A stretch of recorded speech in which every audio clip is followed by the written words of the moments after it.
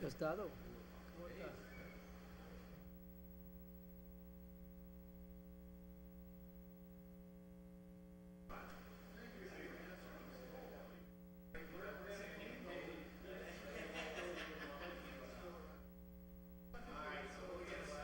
Six o'clock.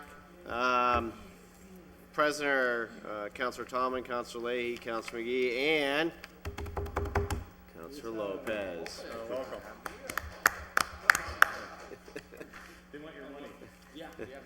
All right, so we have a very tight schedule because there's a meeting right after this, and so we'll do the best we can here.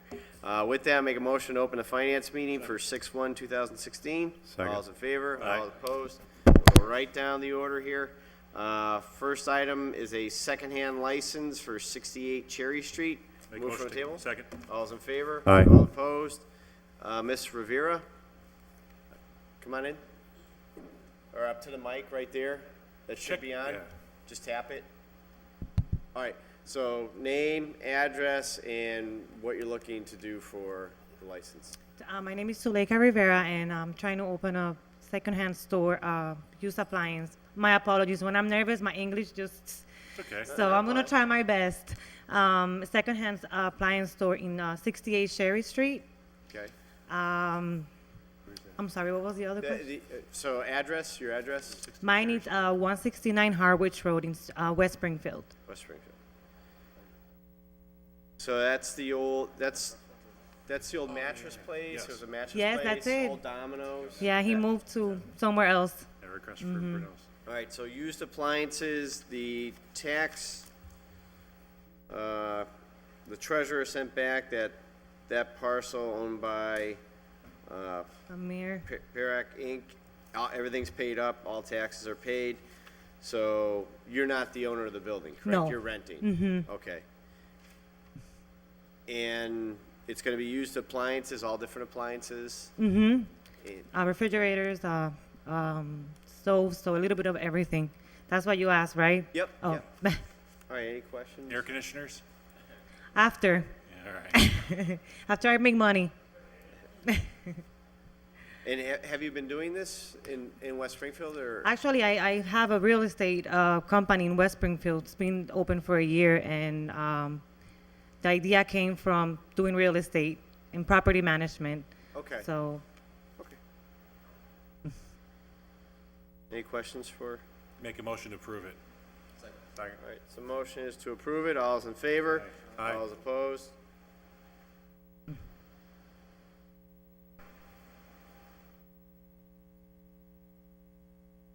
All right, so the committee's voting for it.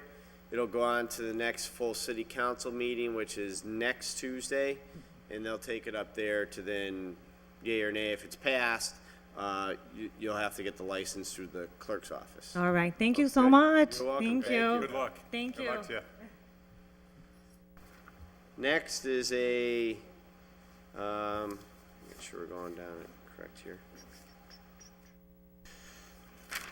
Item number 2 is secondhand license, or actually no, an application for a pool table at 65 Commercial Street. Move from the table. All's in favor? Aye. All opposed? Is anyone here for 65 Commercial Street? Make a motion. Bettencourt? Bettencourt, no. Yeah, make a motion to table it. And we'll send out another request. Maybe they just didn't get it, so motion is table it. All's in favor? Aye. All opposed? They paid on 3/24, okay. Yeah, well, no, this is, next one's a taxi guy. Yeah, I know, they're usually here, yeah, that's strange. I hope they're getting their notice, invites, I don't know. Item number, oh, I'm sorry, we forgot the prior minutes, meeting minutes. Make a motion to table them since we didn't get a chance Second. to read them. All right, so we just Yeah, received today. them today, so the motion is to table it, to review them, and we'll take it up next meeting. So all's in favor? Aye. All opposed? Item number 4, make a motion to move from the table. All's in So moved. favor? Aye. All's opposed? This is a license to operate one taxi cab in the city of Hoyoke. People here? Yeah, usually comes in. Can we check the hallway? Yeah.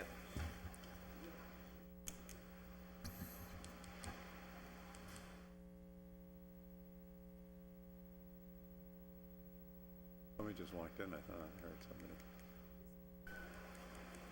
You know, it's sort of, we're moving right along. They're accustomed to people being Late yet, All right,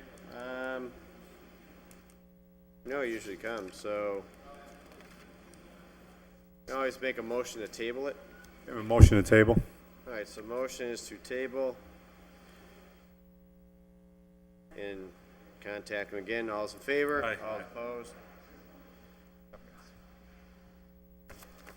Want me, make a motion for this? All right, so this one, I will abstain, turn it over to Vice Chair Leahy, so that's that, and here is that. I make a motion, we take off the table an item introduced by myself, Counselor Leahy, order that they're hereby appropriated by transfer in the fiscal year 2016, $770 from overtime to education and training. Any nays? No? All right. So what this basically is, we have a letter from the city clerk. Dear Chairman Leahy and the members of the Finance Committee, please accept my sincere apologies for not being able to make tonight's finance meeting to speak on an order pertaining to my office. This financial transfer is for $770 from overtime to educational and training. I am requesting a transfer of $770 from overtime and to education and training to allow myself and members of my staff, which is Assistant Irma Lopez and Second Assistant Kelly Lundgren and Assistant Registrar Suzanne Mead, to attend a conference in Plymouth, Mass. We will be taking classes on early voting, which will begin this October. The conference is held annually by the Massachusetts City and Town Clerks Association and is set for June 15th to the 16th. I respectfully request the transfer to these funds to allow us to receive the proper training for early voting. If you have any further questions, please do not hesitate to call me directly. Second. Second. All in favor? Aye. All right, Todd's back up. Just keep going. Oh, make a motion to adjourn. Keep going, yeah. Make a motion to take off the table financial transfer request, $17,000 pay motor vehicle repair to pay heavy equipment. I think that's what Todd's talking to him now. All in favor? Aye. Yeah, and we just took it off the table, so if this is Bill, heavy, you're making money go into heavier equipment, To unemployment unemployment, from, yeah. is that him? All right, so five, well, I was just asking five, I was asking Bill on, what number is it, 5, 6, and 7? We All did right, so, five. all right, so 6, that's 9, done, so 6, 7, and 8, are they all gonna be for the same person? Was my question, so that's for Bellamy or Bill? No, okay. All different, okay, all right, so take them up individually, so. 6 ready to go for it. 6 ready to go, Bellamy, you wanna come in? Shorten their unemployment thing. 17,000 for unemployment? That goes to unemployment rather than to a specific person. We're seeing that unemployment is running just slightly over budget this year, in contrast to, say, last year when it was roughly $450,000 over budget because of school layoffs. So this year, we're in much better shape, and I think you'll hear a good story tomorrow night from the schools when they talk about how they've changed their practices with regards to ending people's service at the end of the school year. So Goodness, good. I think you'll find they've improved that significantly. Okay, so this is coming from motor equipment repair, so it's coming from, Mr. Bill's Fuquay's, department to Mr. then- Fuquay's generosity, yes. all right, so from DPW over to, He's been very kind to us. any questions? No. All right, is there a motion? Make a motion to approve it? Are we keeping a balance in the budget, Bill? Sorry, I just wanna. Are you keeping a balance? Are you keeping any money in your pay heavy equipment repair? Yeah, this is extra funds that are left over from vacancies that occur during the course of the year. And so I've calculated the excess that would have gone back and been turned back to the city at the end of the fiscal year that I had no need for. Okay. So instead of that, I'm transferring it for Bellamy's needs. All right, thank you. So motion on the table Approve it. is to approve it. All is in favor? All is opposed?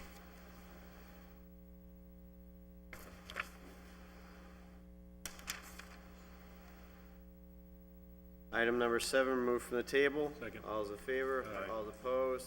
This is a financial request of $7,020 from motor equipment operator to vacation sick leave buyback. And this is for Dave Martins. Originally, the plan was for him to retire at the end of June, in which case his buybacks would have taken place in fiscal 2017. But at the last minute, he changed his plans and retired in May, so we had to pay these buybacks in the fiscal 2016 fiscal year. So it was not budgeted in the purchasing department as it would have been if we got into fiscal 2017. So It is what it is. it is what it is, yeah. Yeah, we were able to use, this isn't the total buyback, we were able to use some of the money that was in the purchasing budget, but there was not enough there to cover the whole buyback, which totaled about $11,500, I think. Make a motion to approve it. Any questions by it? No? All's in favor? Aye. All's opposed?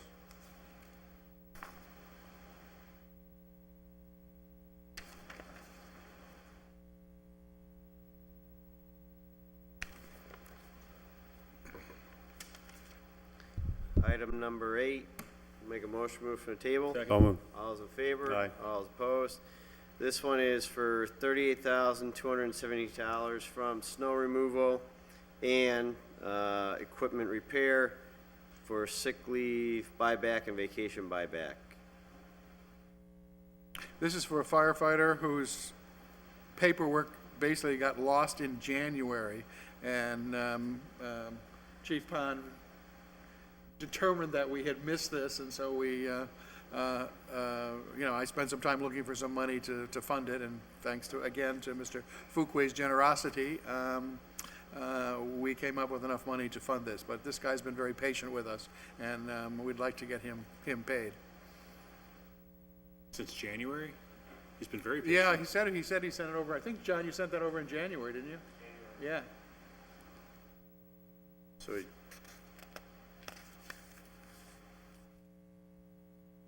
So snow removal and then motor equipment repair.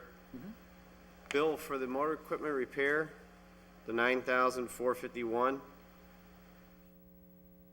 You don't need anything to be fixed or, Well, it's actually just for salaries for our mechanic. okay. The mechanic's position was open for a portion of the year. We've since filled it. We have enough money to pay him So for the rest of excess the year. from the This is excess, and that's excess snow overtime that we didn't need to spend this winter because of the light winter. Plugging in snow. We're close, huh?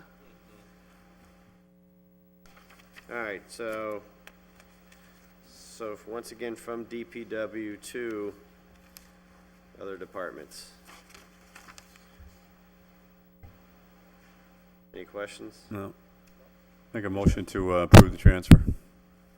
Motion is approved. All those in favor? Aye. Aye. All opposed?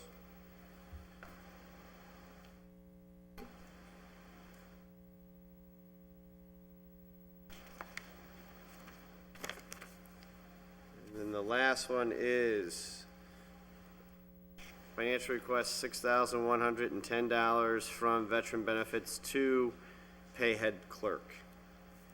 Move for the table. All those in favor? All opposed?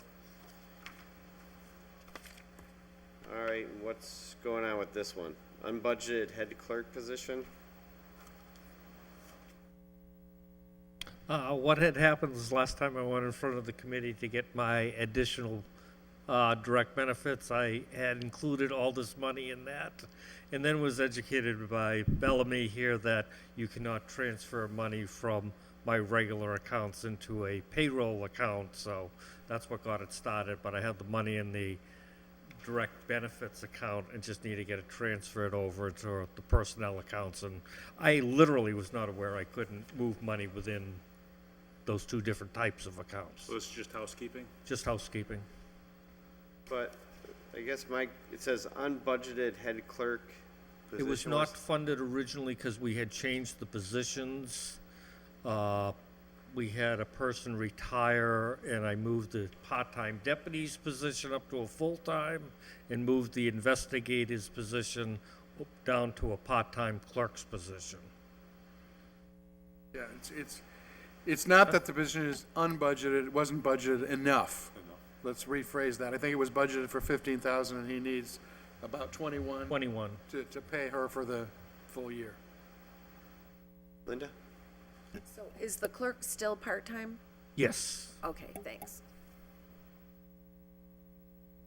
Yeah, Just follow. So in terms of the net expense, when you switched, you moved the part-time up to a higher level and then you moved the rest of it down to a lower level, is the net expense the same? It basically, I think, netted out fairly close. There was a full-time investigator's position, which we eliminated and brought in a head clerk position on a part-time basis, and moved the deputy position, which went from a part-time up to a full-time. Right, so it seems like one's higher, one's lower. Exactly. Yeah, So it's about even? yeah. It kind of comes out in the wash. Yeah. Because we'll be looking at the budget. Yeah, yeah. Yeah. Thanks. Pierre? With Jim, with the changes you made for the Veterans Department, do you have enough staffing now Yes. to run the, It's it- adequately staffed. it's working out okay with the part-time? Works out very well the way it's set up now. Okay. Thank you. Anyone else? Theo? So this will be enough money until the end of the fiscal year? Yeah. It will be fine. Actually, I don't want to see you, I don't want to actually, see you back here. I am projecting that there's actually going to be a surplus. Oh, it is? But there are elements like burials and stuff I cannot predict. Okay, yeah. So there's a cushion built in there. All right, thank you. I won't see you again till at least July. All right, is there a motion? I'll make a motion to approve this financial Second. transfer. Motion Thank is you. to approve. Seconded, all those in favor? Aye. All those opposed? Nice and easy night. Motion to adjourn. Second. All those in favor? Aye. All opposed? Don't get used to that, Dios. This is great. Yeah, you and me both, 16 minutes. Record. Over there, what the heck is going on with He'll come. They're falling apart. Well, he came in, he came into one of the committees, well, he didn't, but the alarm division did, and the pieces, since the lights are so old, the pieces are so hard to get, and when you do get them, they're expensive, because they're getting throughout the country. Well, they were talking about bonding and starting them. Ask them. It was a new one. I filed an order for tomorrow, or for next meeting, because about the, those pull boxes, those fire, because they're all throughout the community, and I've been seeing some with trash bags on them. So I wanna report which ones work, which ones don't work. The ones that don't work, what are we gonna do with them? Yeah, that's true, they're antiques. But I'm just afraid of the liability, so say if I have an elderly neighbor, that something's happening, he goes out and pulls it, and it doesn't work, that could be a lawsuit. Yeah. So I just wanna get, find out exactly what's happening. If you drive around, they're everywhere. Yeah, there's a couple things that I want to get to. There's like. Well, that's the thing too. Requests for certain departments to come in and address certain things. Yeah, geez. And that kept getting pushed back for all Well, we gotta do the something. other stuff, so. And some got tabled because a certain person couldn't make it or the schedule conflict, so. Kind of housekeeping, I guess.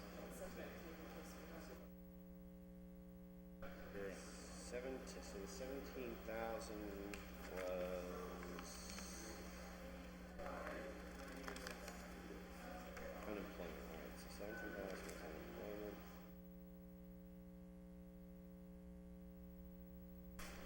7,000 was Dave Martin's. You playing a lot of golf, Todd? I go out every Saturday morning with Miles. We play about 4 or 5 holes. That's all you have to do? He's crushing it off the tee. It's scary. Got him real club and he just like, boom. That's awesome. I don't know, have you ever been up to Whitecroft? I don't golf, but I can get up there. The 10th hole kind of goes out, then it goes over Low Brook. I parred that hole. I'm like, oh, this is great. And, he's just hitting it. Next hole, parred that hole. And then we cut across over to the par 3. Just missed the birdie. Now I'm getting like really, I'm all pumped up. My son's jumping up and down. So the next hole, it's kind of narrow, and then it opens up. So I think I'm gonna hit this ball real hard, right into the woods. I'm like, oh. Let's go. So well, I did. Miles goes, in the woods, Dad? Yeah. I go, yeah, that ball is really in the woods, buddy. From Sunday, and every day when I take him to school in the mornings, all the way up to next Saturday. He's like, your ball's in the woods? Every Your day. ball's in the woods? I'm like, oh my God. He's like, correct. Your ball's still in the woods. He was just like saying, are you actually, I think he wanted to say, are you going to go get it? But I'm like, Oh, so he thinks you're supposed to go get it? yeah, I'm like, oh, Right. this thing, you're not finding it. It was Yeah. that bad. I'm like, yeah, buddy, we'll go get it next time. You might find 6 other balls, though.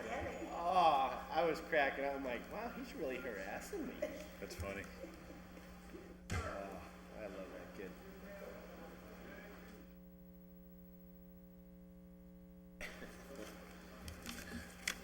Let's see here, 7,000, that was Dave Martin's.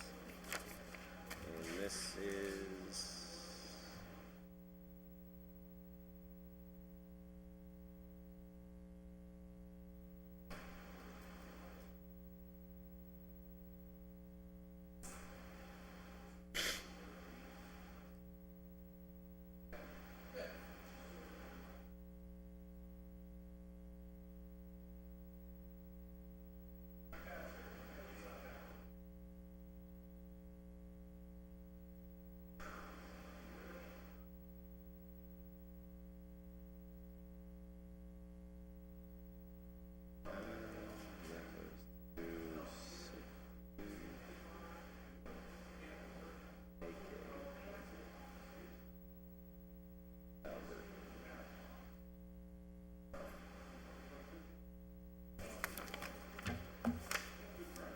Are you done? Yeah. So I just wanted to touch base on emails relative to. Oh, no, it's just... Yeah, I don't want to sit down and have like a five-on-one kind of thing.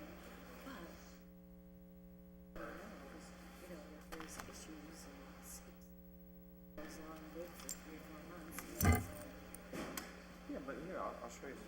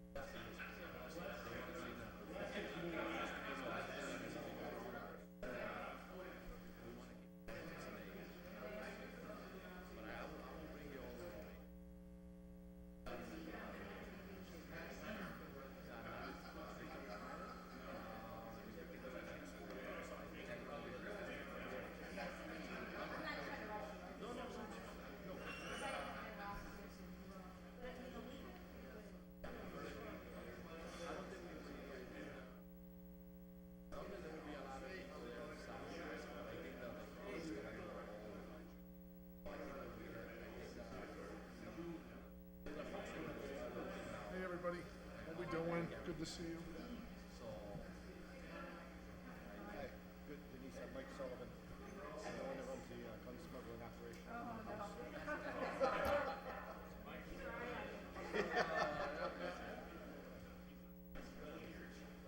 it going, Jack? Good, good.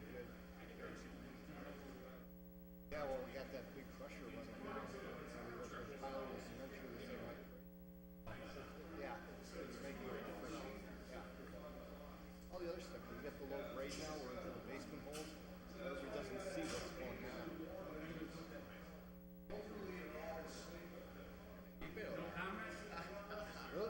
It'll be gone one morning. No, we're gonna be on TV, we're gonna be on TV.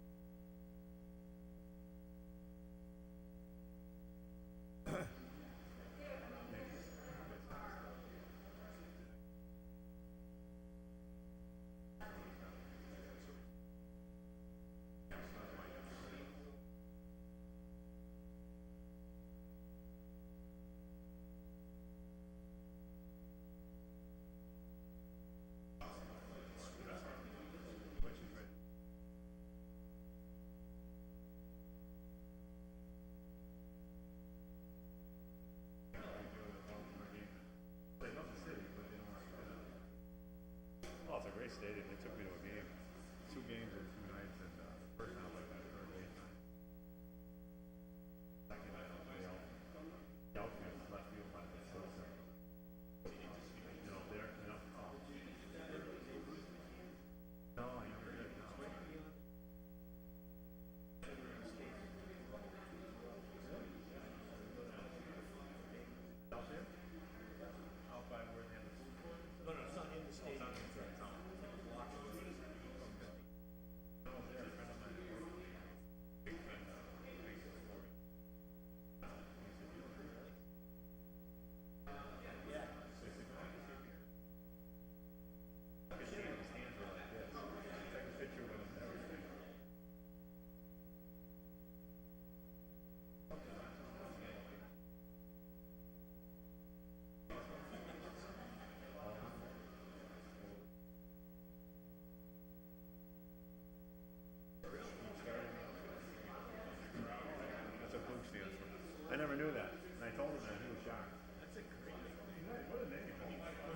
Boom.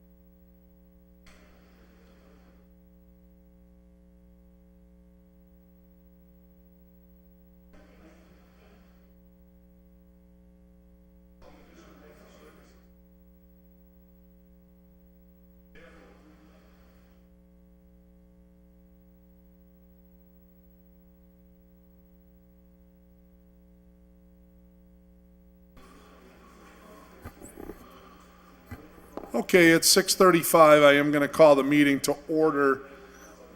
I'm just going to, since I'm also serving as the clerk for the evening, I'm just going to recognize those members that are present. Counselor Graney is present, Counselor Tallman is present, Counselor Lopez is present, Counselor Leahy is present, Counselor Sullivan is present, Counselor McGee is present, Counselor Vacan is present, and Counselor Jordan is present. Just out of fairness, since the police department went first last year, we're gonna let the fire department go first this year. So, fire department, come on down. You're the next contestants. Grab a couple microphones if you would, and sit in these chairs over here, please, if you would.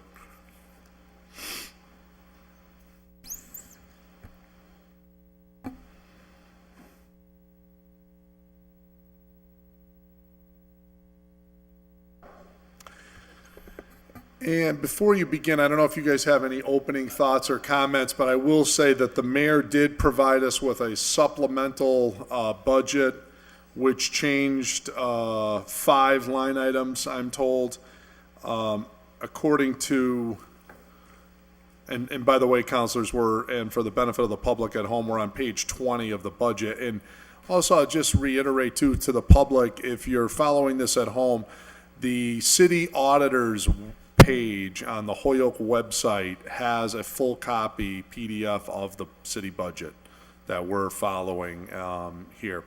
Now, there were 5 revisions to page 20 that the mayor provided me yesterday. They are, the captain line changed from $578,000 to $650,860. The lieutenant line changed from $1,339,000 to $1,350,719. The firefighter line changed from $3,897,000 to $3,983,326. The vacation and personal leave buyback line was reduced from $200,000 to $150,000, and the sick leave buyback line was reduced from $300,000 to $250,000. And that's what I have for changes. If there's any other changes, please let us know, but that's the 5 that I had. Does that sound right, John? That's correct. Okay, Counselor Tallman. Also on the, I believe it was the overtime was changed too, from 300 to 350. Was upped. Let me take a look. Yeah. Yep. Went up 50,000. That is correct. Yes, thank you, Counselor Tallman, for pointing out. Overtime increase from 300 to 350,000.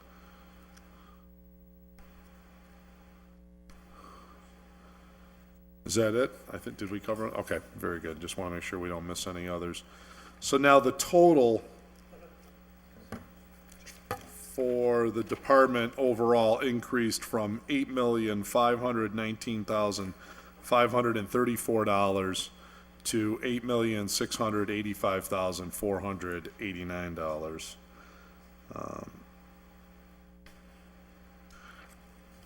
Want to welcome the 2 of the 3 commissioners. I also want to welcome the fire chief here. Any opening thoughts or remarks? Do you just want to, any overview, or you want to just get right into it? I'd like to just get right into it, thank you. Okay, great. Kevin, I All have a right. question. Counselor Graney. Yeah, I just had a question on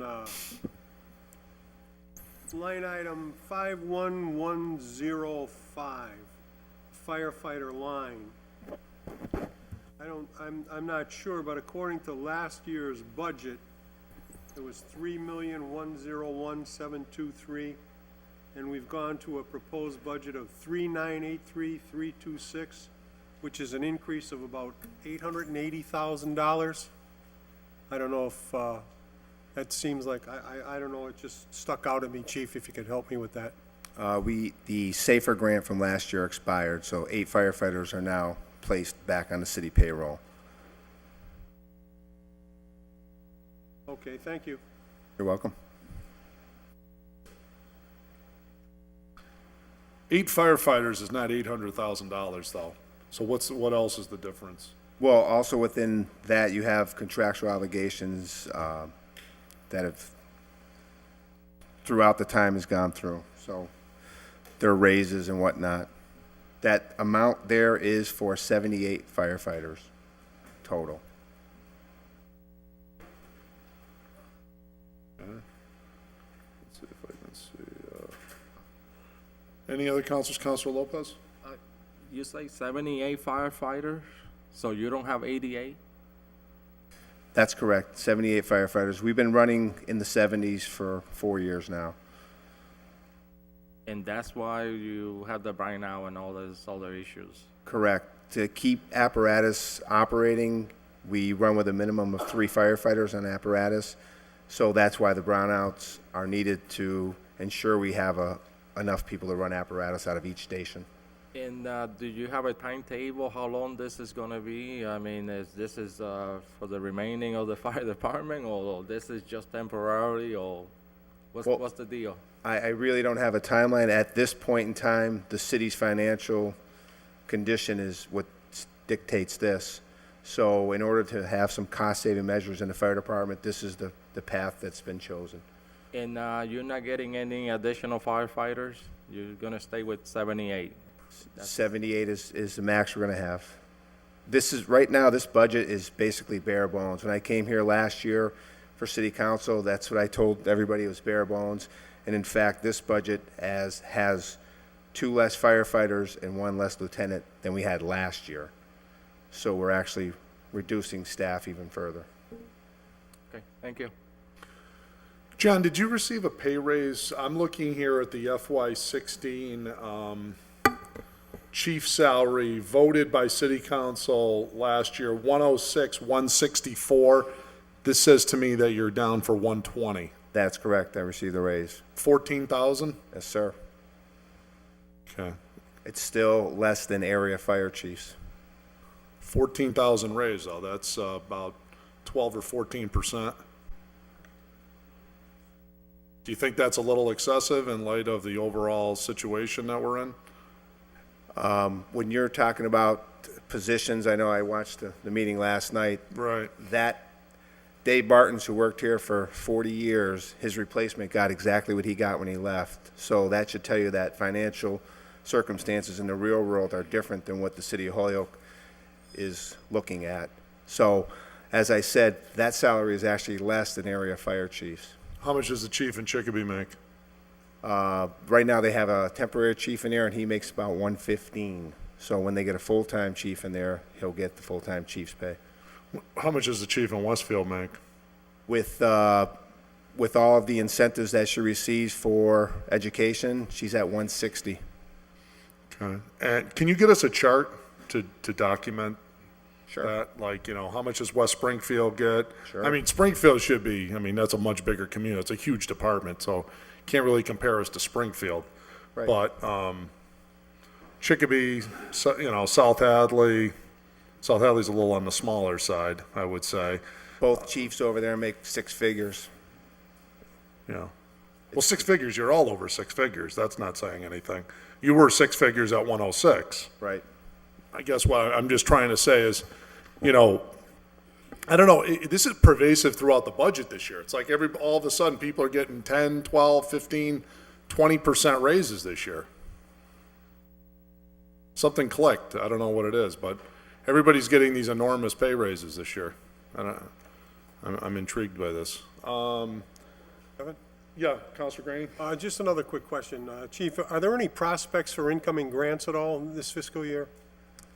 We actually have grants out now we're looking for a new ladder truck, and we're also looking for turnout gear for the whole department, as well as some communication equipment, so we're waiting on those.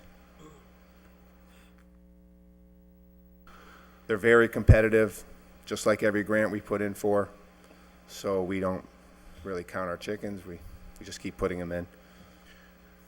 Jen, I wanted to ask you about lieutenant line. Last year, we appropriated $1,418,000.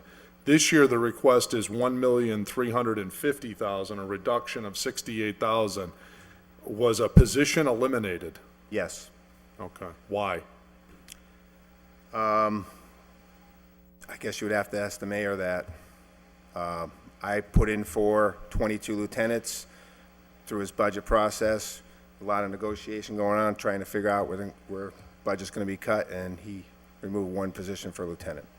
Okay. Counselor Bacon? Thank you. I just have one question which you may have answered in the past, but with the position of lieutenant, can they take a slot of the minimum of 3 on the trucks that you relate to when you talk about the minimums with the firefighters? Yes. So we can count the 78 plus 21 toward the minimum of 3? Correct. That's Thank you. correct. I just wanted to recognize that Counselor McGivern is here, and Counselor Roman is here, and Counselor Bresnahan is with us now. So the difference between last year's budget, which was $3,245,000 in the firefighter line, 72 positions, to $3,983,000, that's a difference of approximately $50,000. That's the 6 positions. 8 positions. 8 positions, okay. Last year, we voted in 72 positions at $3.245 million. This year, it says 78 positions are proposed at $3.9 million. So that's a difference in the book here, according to this, of 6 positions. But you're saying it's 8 positions. Correct. So did we not really get 72 last year? Apparently not. We just got 70. Okay. So we have 78. This year, that's what 78 firefighters cost. Just so you know, the council was told, and it was proposed by you, I'm assuming, 72 positions. That's what was in the budget book. That was adopted by the council last June. Correct. Okay. Overtime. Now we have the augmented amount of overtime up to $350,000. The council adopted a number of $400,000 last year. You had requested $600,000. What's the amount you're on pace to spend for fiscal year 16 in overtime? 600,000. 645,000. 645,000. 600,000. 600,000. Okay. So, there's a request here for 350. So what should we glean from that there's a missing 250? There's a missing 250. If you look at this budget with the people we had last year and the reduction of staff this year, we're going to need $600,000 to keep apparatus open, stations open. Right now, we're using the brownouts to replace staffing on other apparatus, but at some point in time, I'm sure I'll be back seeing if I can get more overtime money. So you need to let me know tonight if I can come back and get more overtime money. Well, the mayor said this is it. This is all you're getting. And he said there will be no use of free cash. This is last night. I'm sure everybody else heard this, right? There will be no stabilization fund money used for the general fund, and there will be no free cash used for the general fund. 0. That was stated last year, quite unequivocally. I think that's what the statement was made.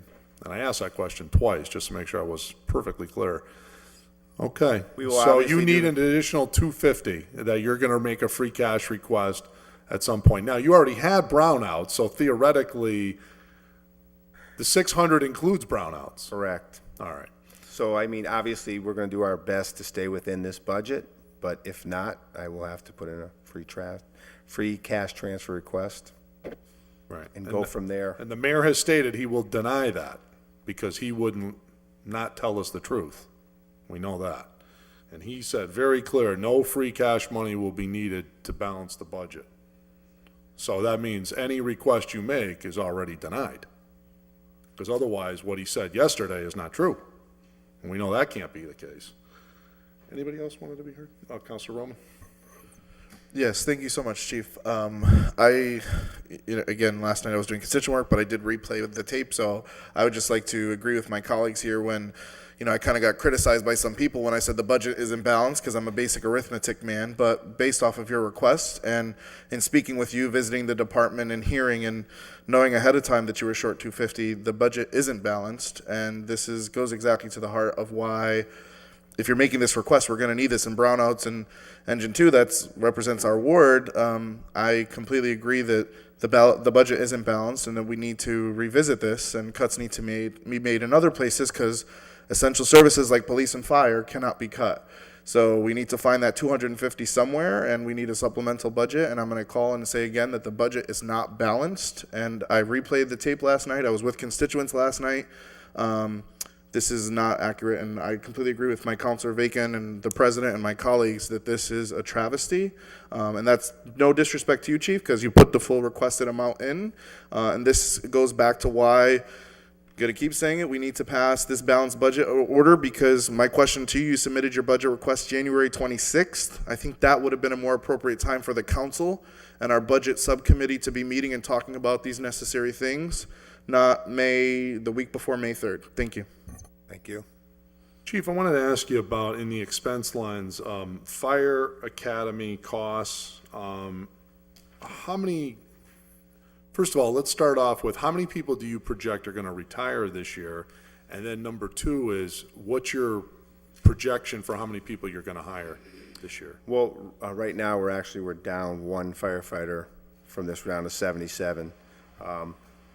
So So you have one open position right now? correct. Okay. We anticipate 3 retirements, so that would be 4 people that would be hired at a minimum.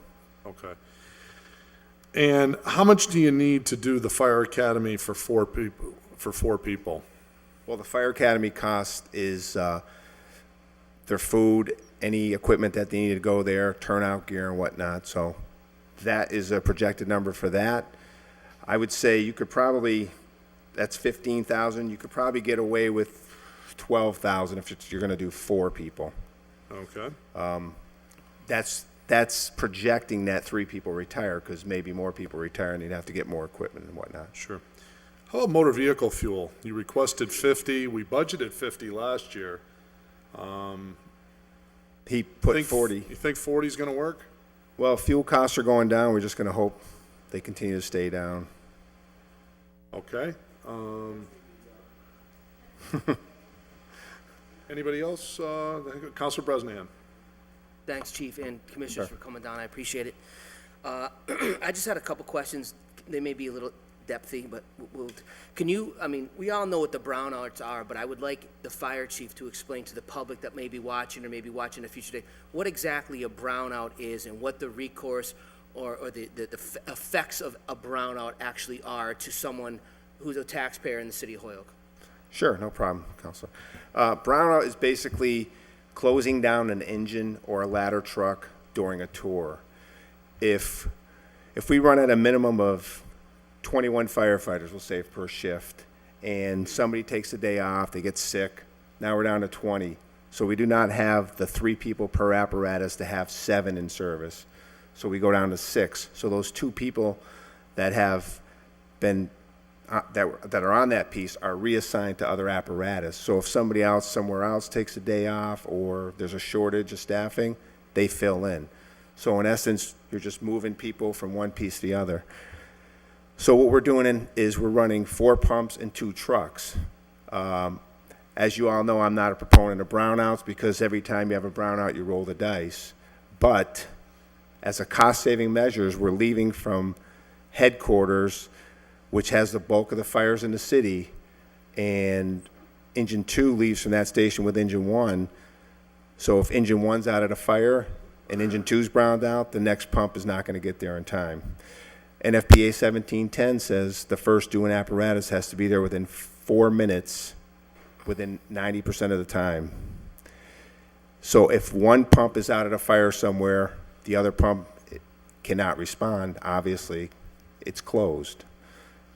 So we're kind of rolling the dice by browning that out. It is saving money, but that's just a chance that the city's taken at this point in time. But I mean, is a brownout a policy of any fire department because people are on vacation, or is it a policy of cost savings? It's cost savings at this time because our staffing's low. No, right. Okay. But what I'm trying to get to is the term brownout, which has become very popular recently due to the budgetary constraints that we have.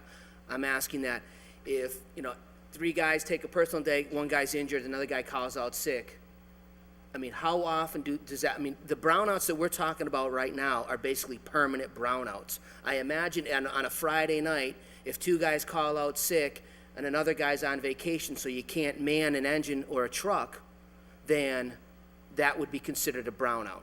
Correct. Okay. I do have numbers for how many times Engine 2's been browned out or not, if you... I would love to have any information as to that, because from the conversation we had with the mayor last night, he thinks it's an effective policy to have brownouts. And he presented to us last night that was kind of the consensus of the commissioners as well as the chief, which I disagree with. I know all of you, and I don't think that's the case, and I'm not looking to make this a controversial thing, but last night he was even quoted in the paper saying I think it's an effective policy.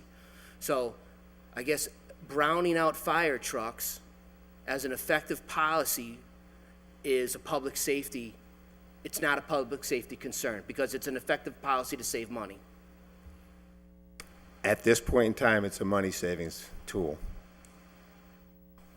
And if I could add, Counselor, that, as we see here, and we've heard in City Council chambers, this is a dire year. And in all honesty, myself, Commissioner, we've worked with the mayor during this budget process, and we came up with several numbers. And certainly the 350, for overtime, you look at that it's certainly lower. However, with the chief and his command staff, and we're working very diligently to reduce costs as much as we can. Now, public safety certainly is a concern for everybody, and certainly for the city council. So the money that we have, and the money that's budgeted, we're trying to use to the best of our ability, and certainly not to put any firefighter's life in jeopardy, which is first and foremost, and as well as the public's. So we're managing a very fine line and trying to do and invoke the best policy that we can in these dire fiscal times. Now, if the council feels that that's not appropriate, certainly you have, ability to make changes or to petition for changes. But certainly we've worked with the mayor in trying to get the leanest budget that we can and do a whole lot less with less money. So that's the goal. And some may think it's a travesty, but, these are the situations that we're in, Counselor, and we're trying to do the best we can and to manage with the commissioners and the fire chief to do the best job that we can. I got like a handful of questions. I won't, if I could have the floor. All right, one more. Okay, thank you. I appreciate that, Mr. President. I can kind of respond to that a little bit, but again, it was presented to us last night, and this isn't a question. I'm not looking for a rebuttal. That it's an effective policy to taking a truck out of service to save money. And I'm going to say I absolutely physically, and every part of me does not agree with that. That's like taking cruisers off the road to save money. Quick question, Chief, and then they'll come back to me. Are all the positions, even though they may not physically be filled, is the money been allocated into the line items Yes, All the bodies. Now, Yes. we got an addendum last night, and you're coming today, so, I couldn't take today off or call out sick, so I haven't had 24 hours to view of this, so I'm assuming that at one point in time, that all the positions, public safety positions in the fire department were not funded as they are supposed to be in the original budget. the original budget, there were some discrepancies which I found, and the money has been placed back. Now, just to clarify that, there was an officer in Holyoke that may have brought that forth. Is there a state statute, or did that go to this? Is there some sort of case law that says all public safety positions, in this case, need to be filled, funded, even though the bodies are not there? You would have to ask legal that question. Thanks, Mr. President. Counselor, if you want, I can give you the brownout amount of times. Yeah, and I mean, and just, Chief, another suggestion, and I don't think this came from the police department because it was just thrown on their desk and there was nobody's name on it, but, it'd be great to have a breakdown of the rumor on the streets, or some former city councilors and former commissioners have even presented that the Holyoke Fire Department's top-heavy, there's too many guys, et cetera, et cetera. Those are not my words, and I don't believe that. But, it'd be nice to say how many calls you responded to, that kind of breakdown, not for this budget, just in general, just to justify things, and say because Tommy, the taxpayer, he doesn't want a brownout, Right? and I mean, and that's what we're dealing with, and, so we'll get more, we'll be moving on to ambulances shortly, but, go ahead, Mr. President. Do you or the commission have any statistics you want to provide us this evening on number of medical service calls, number of fire calls? I have all the statistics, just waiting for the questions. Okay, all right, why don't you just give us, could you just give us the fire calls and medical, or isn't that the breakdown, between those two?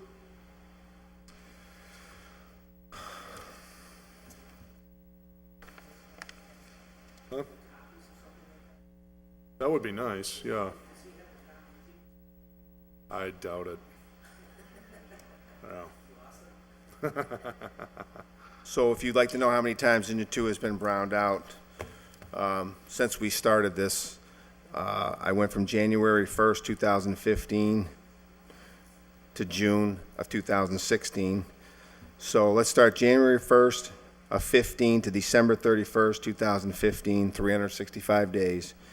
Engine 2 was browned out 166 times. So from that point on, January 1st, 2016 to June 1st, today, out of 152 days, Engine 2 is browned out 51 times. 24-hour period.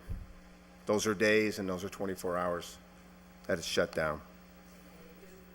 If I could, since he brought it up, I mean, again, is that because of the financial constraints, or would it be because you don't have enough bodies, or is it because 3 guys called out sick? Well, obviously, we don't have enough bodies. We need 88 firefighters, and so if So your you're always question gonna is have a it brownout. financial, obviously, it's financial, because if you're not putting those firefighters down here to sit on the apparatus, then financially, I can't pay them, so I have to shut a piece down. Chief, the number of fire calls in calendar year 15 and number of these other types of calls? That would be, yeah, it would be nice if you would provide us all these statistics too. We enjoy reading all these things.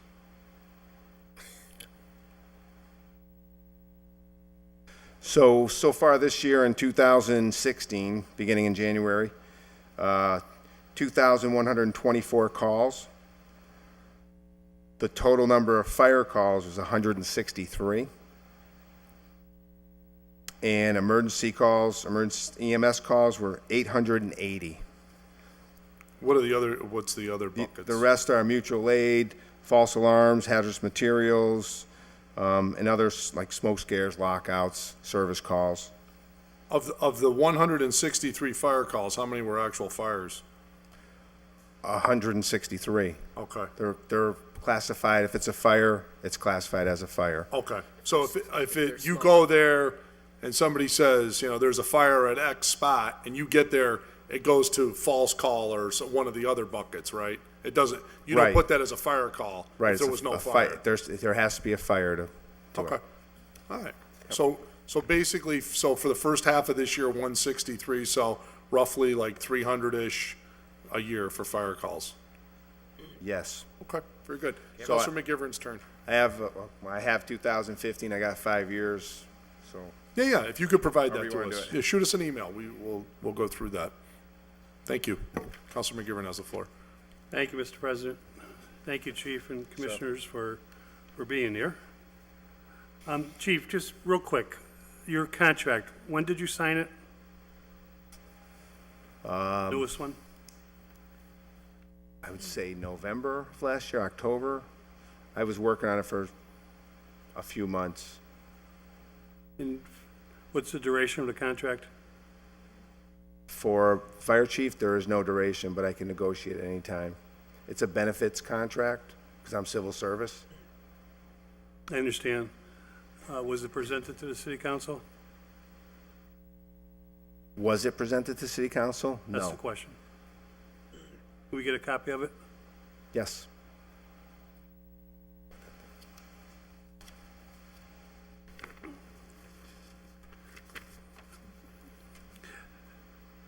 Chief, the medical calls. Last year, we talked about them in great length, and I think we all, many of us, adhere to and support the first responders' responsibility of the fire department and understand it, that our citizens are greatly benefited by it in many ways. Oftentimes, I think you told us, I think we know, the fire apparatus, whether it's the attack vehicle or a pump or whatever goes out, is the actual first responder before AMR, before police, before other medical ambulance services. But you also said if you could not support the budget for firefighting first, you would reduce or eliminate the medical response. Can you elaborate that to us this year? We actually have already started reducing medical calls, only because state 911 dispatch, you have to have an emergency medical dispatcher take any medical calls in. We've gone over this before. The call comes in from a caller that has a medical emergency, goes to the police station. The police station transfers the call to AMR. AMR talks to the caller, and they will send their ambulance to that call. If they need us there, according to the criteria that they have for the type of calls that we respond to, they will call us. We actually I've been tracking those calls. I've been tracking those calls. I'm glad you brought this question up, actually. For 2 years now, we've been tracking the calls. So in 2015, we responded to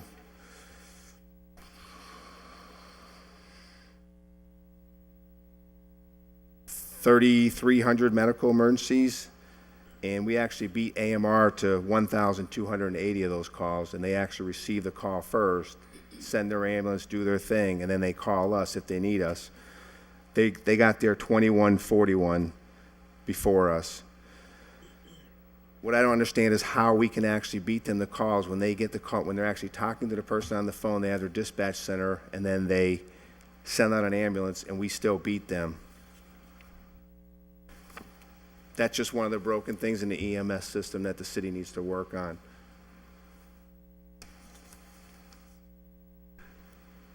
The status of our fleet, you went over that last year, and I think you did during the course of the year. Are we looking for replacing engines? Are we looking for replacing vehicles? Right now, we're still looking to replace a ladder truck. We still have our 1978 Maxim ladder truck, which is our backup reserve piece. Our other two ladder trucks are, one is 14 years old and one is 12 years old. So they're coming to the end of service life, where they could be taken off the front and put into reserve status. Since becoming first responders, has there been an additional burden on the apparatus in terms of medical response that you've tracked or could share with us? Well, Yes and no. We still have the tactical vehicles. So what happens when there's a medical emergency? We'll say there's a medical emergency at Station 3's area up in the Highlands. The personnel on the engine company leave the engine company there, jump on the TAC vehicle, and go to the medical emergency. So in essence, an engine is taken out of service right there for a medical emergency. So we have been using the tactical vehicles to save on fuel, wear and tear on the apparatus. Is there any unnecessary use of vehicles that you're aware of or have worked to eliminate? The one thing is the dispatching portion from AMR, because sometimes we'll go to calls, by the time we get there, the patient's already packaged and gone. There's no way we can actually do anything with that because it comes from that company. That's why we should get a grip on our dispatching in the city for emergency medical dispatching. Is it safe to say, when you look at the entire picture, calls are up and employees are down? I would say yes. Then I don't know how anyone can say we will not look at, during the course of the year, giving this department more overtime. That's a joke. If you don't want to stand up for fire service, tell them today, shut down a fire department, because that's how you cut a budget. Thank you, Chief. Thank you, Commissioners. Thank you, sir. Counselor Sullivan? Yes, thank you. Chief, can you tell me, the alarm division, as I understand it, is maintaining the traffic signals around town? They repair the traffic signals, correct.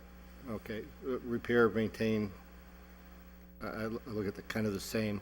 Yes. Do you have any kind of a breakdown as to how much fire department time is spent maintaining traffic signals? I do not have that information with me, but you have to remember the fire alarm division takes care of all the traffic signals that are city-owned. They take care of the municipal alarm system in the city, and they also do our dispatching at the fire department. So I don't have a breakdown, but I do know that all the lights in the city a lot of them are antiquated and breaking down, and I know that the city is looking at bonding for some lights to be repaired, and the state DOT is coming in the next couple of years to replace a lot of lights down High Street. I understand that. I'm not criticizing. It's something that's an additional burden on the fire department that's obviously non-fire related. It's a traffic DPW kind of thing, right? But the fire department is responsible and has personnel maintaining the system. Correct. It's a cost in your budget. I would say at this point in time, it's much cheaper for the city to have the alarm room operators repair those lights than to have a private vendor come in and take care of them. But that you would have to talk to Bill Fuqua about that and the city engineer. Still waiting for the numbers. Okay, but we have no idea right now what it costs the fire department in time, personnel, materials, as far as that goes. The budget for the traffic lights comes out of the DPW. It's $30,000, and they use that money in there to repair traffic lights and replace what they have to out of that. As far as labor, manpower, and time hours, I couldn't tell you. Warren Tangway would have to. Okay, and around town, we have a lot of, I see these pull stations around still.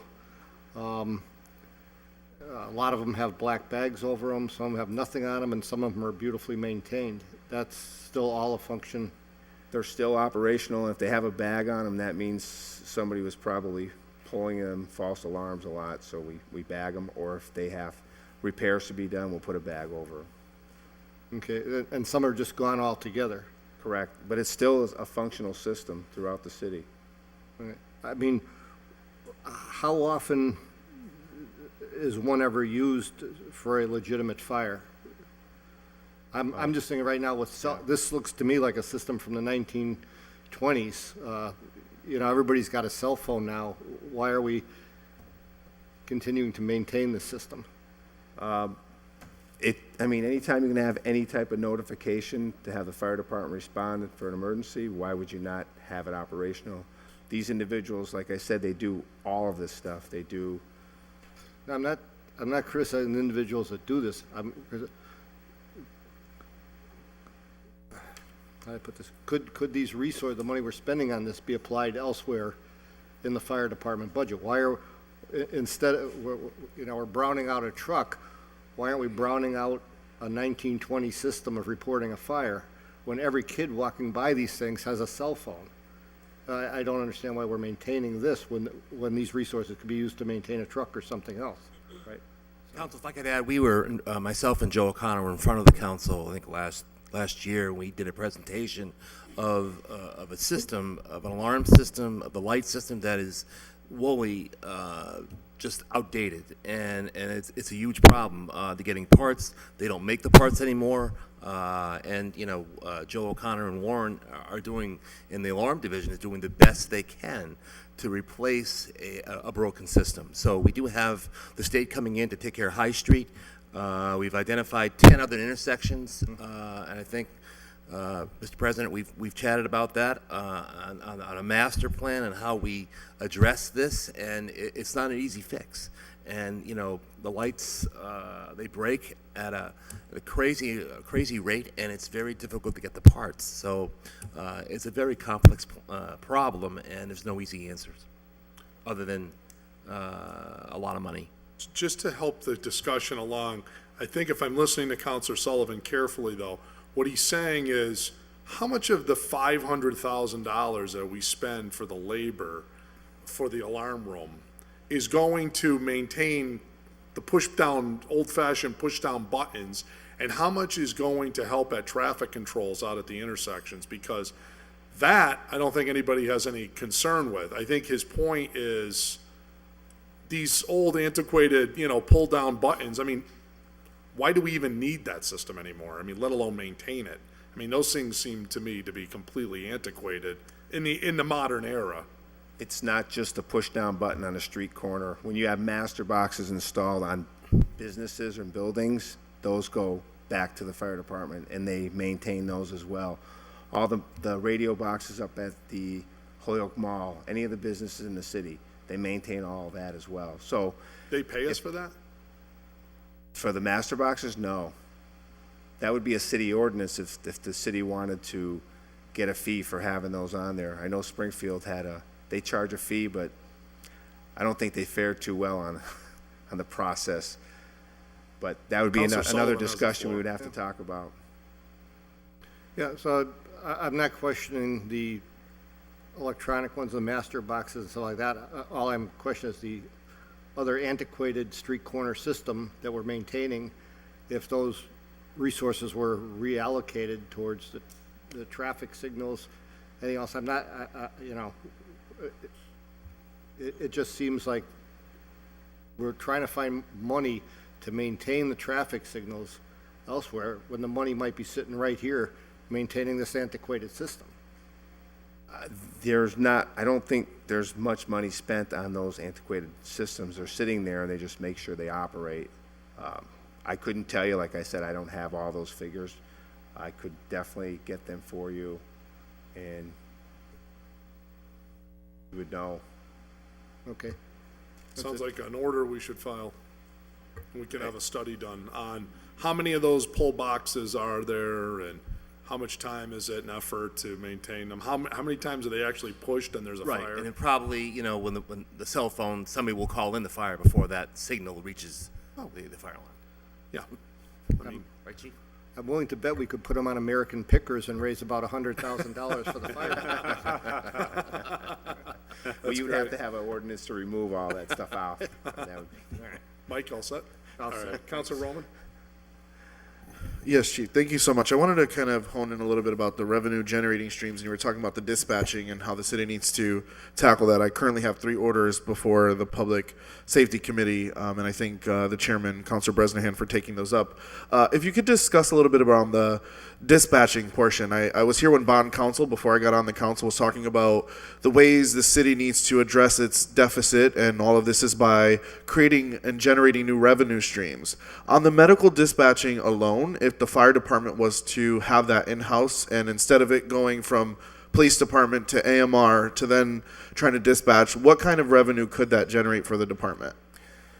A few years ago, I came up with a plan, and at that time it was $150,000 we could charge an ambulance provider if we did the emergency medical dispatching. That was a plan that came from the city of Brockton. They actually do it out there. They have alarm room operators, same thing we have, and they do emergency medical dispatching for the city of Brockton. So that's where I got that plan from. Since then, I know Brockton has increased their numbers. They get over $500,000 a year to dispatch out in Brockton, but they have 3 times the amount of calls we have here for medical. So, thank you so much, Chief. I just wanted to again make note. We're talking about, and some of my other colleagues here today saying that we wouldn't want to fund you at your full amount of overtime. I completely agree. I hope that order that I have filed passes, so we can, in fact, do that here in the city of Holyoke and begin those discussions, because that right there is the 150, close to 200,000 in overtime that you're missing that will go right into your budget. But I would advocate actually an honest and transparent system from the start, from the mayor's office, and a supplemental budget giving us the 200,000 back, and let's look at other places in the budget that we need to cut, so that way it is accurate, and so that way we're not put on the line looking like we won't want to fund you, because I listened back as my colleagues did yesterday when that statement was made. I am full support of that, but when I was here for bond council, revenue generating streams are the wave of the future, and I applaud you for putting that proposal in place and meeting with me and showing me that early on, and I hope that does pass our colleagues, because right there, even if it's 100,000, that could go towards alleviating some of the overtime budget that you need. So thank you. Thank you. Councilor Bacon. Thank you. Thanks, Chief. I just want to go back to the discussion of the brownouts for a minute. And I understand from the mayor that the plan is that they would continue through this budget. And earlier, you had stated a standard of response being within 4 minutes, 90% of the time. Correct. And I was wondering if you could share with us how we did meeting that standard from January to December of 2015 and this year. You want to know if we met that standard? I would have to run an analysis on all the information I have, and I could definitely get you that information. That would be great. When you provide the statistics, could you include that?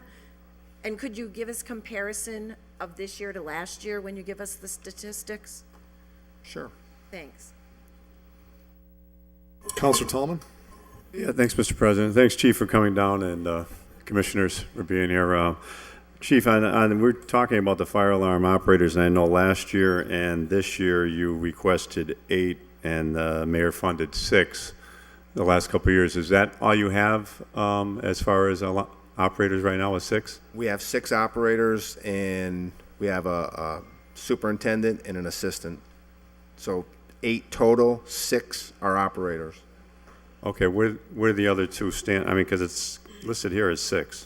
So where the other 2 come from? They're in the other line items above that. Okay. So would there be 2 other people available for that if there was funded for the fully?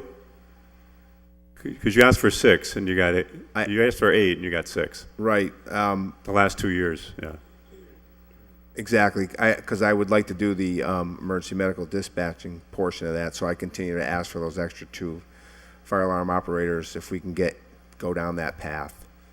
Okay. So it's kind of like every year I ask for them, they get cut. So it's going to go back and forth until we can determine how we're going to go forward with our dispatch. With that, okay. And on, I know the last couple of years too, then the injured on duty, last year you had some funding budgeted, $107,000 from 7/1/15 to 6/30/16. There's nothing in there requested. Is that something that you take from somewhere else in case something happens during the year? That's actually not a budget number. When somebody's IOD, they move their salary into that Into line that item. item? And Okay. it keeps track of how much is in there for IOD funds. For that? Yep. Okay, and as of right now, do you have employees that are injured on duty? I do. How many? 4. Okay. Does that make a big impact on your services as far as overtime and everything? It does make a big impact, especially when it's so tight. Right now with personnel, it's tight. So if you figure there's 4 groups, A, B, C, and D, there's 7 pieces of apparatus. So if you do the math right, you're going to have 28 people on each group. Well, we're not running that. So every time somebody is, for short people, somebody's ILD, somebody's sick time's not a big thing in the fire department. Vacation, personal days, that's where the shortages become. When you're running a tight budget, we're down to 22 or 23 people on a group now. That means whenever somebody takes a day off, we get down to that 20 mark real quick, which browns out engine 2. Then those other 2 people get transferred around. Transferred over. So when it gets down to 18, that's when we start hiring overtime to keep the minimum staffing at 3 for 6 pieces. Okay.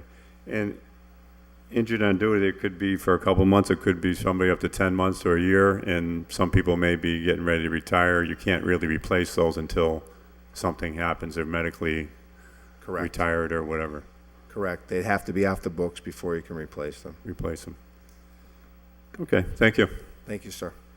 Okay, Counselor Bresnahan? Thanks again, Chief.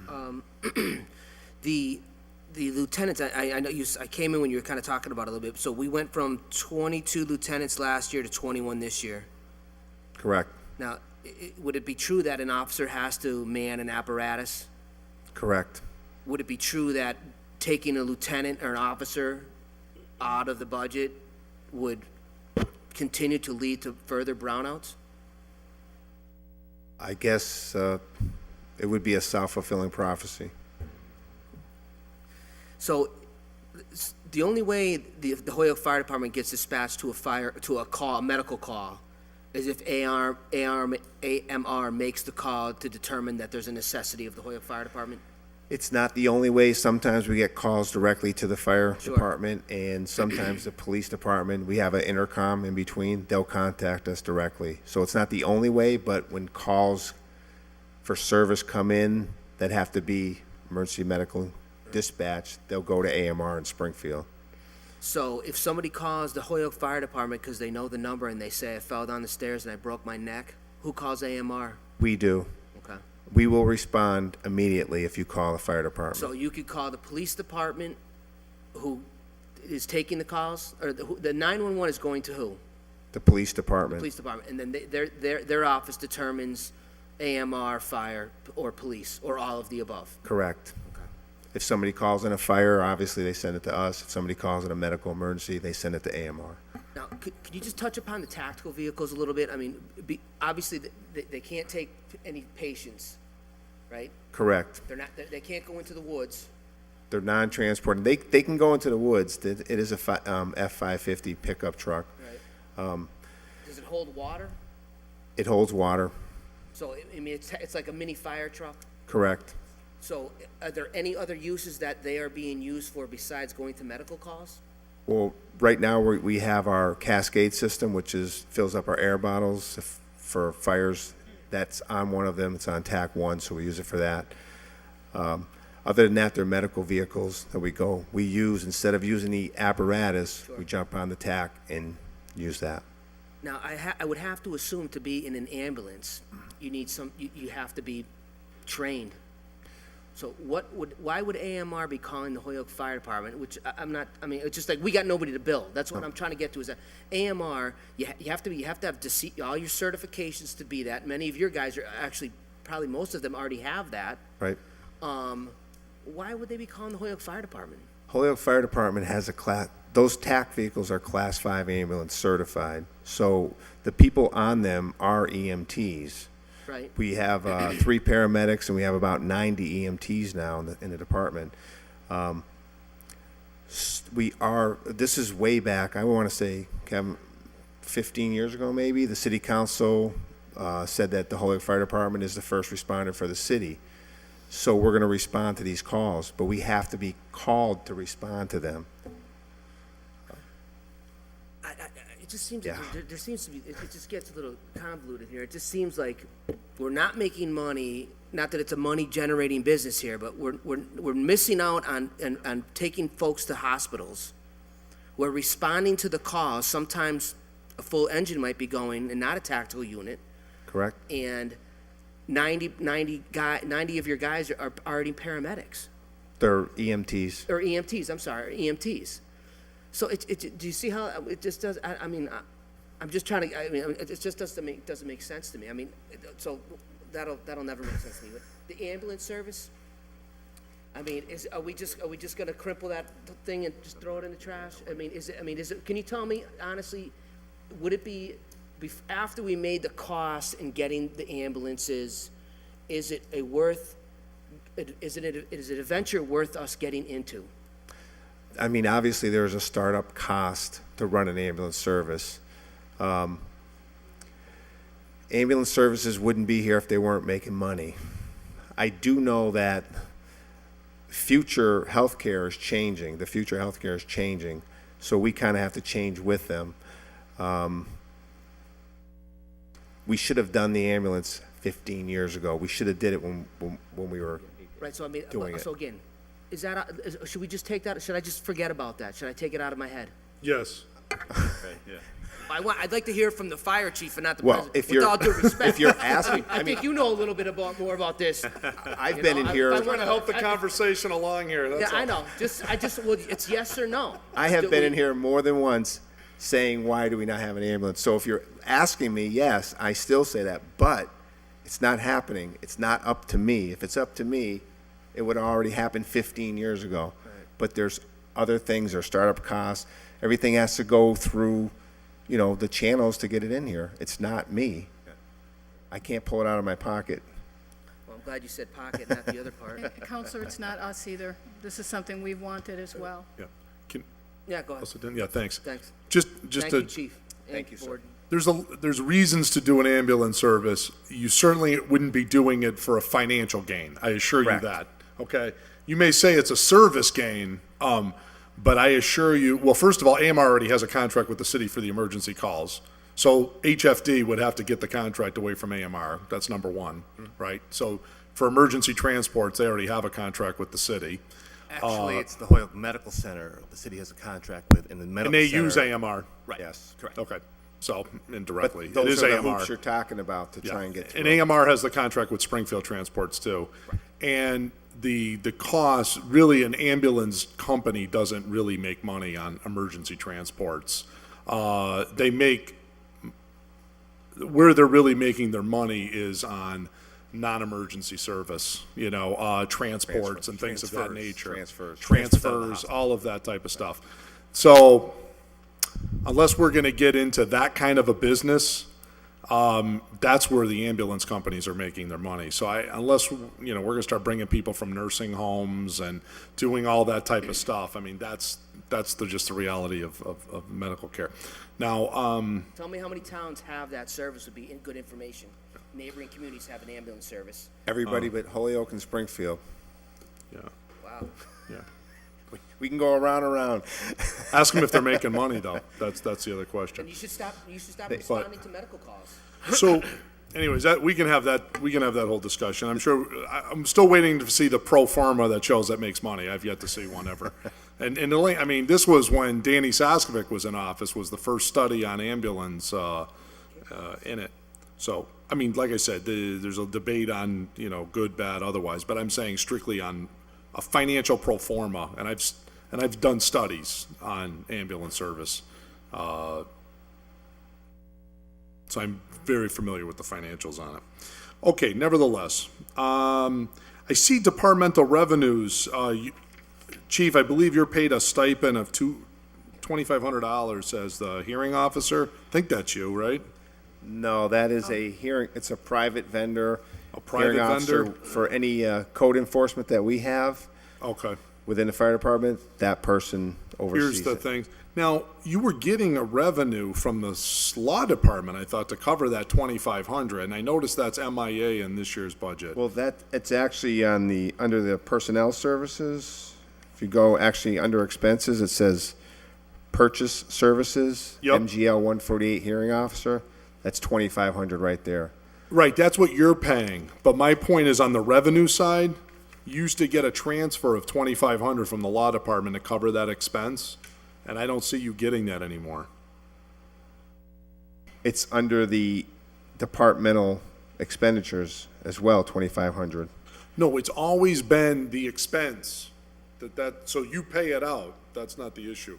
Right. But what I'm saying is there's been an offsetting revenue from law department to your department to cover the 2,500 expense. I noticed they took your revenue out. Go to the bottom of page 21. Right. Mass general laws. Yes. That's correct. So just letting you know that that's MIA. You may want to ask about getting your 2,500 back.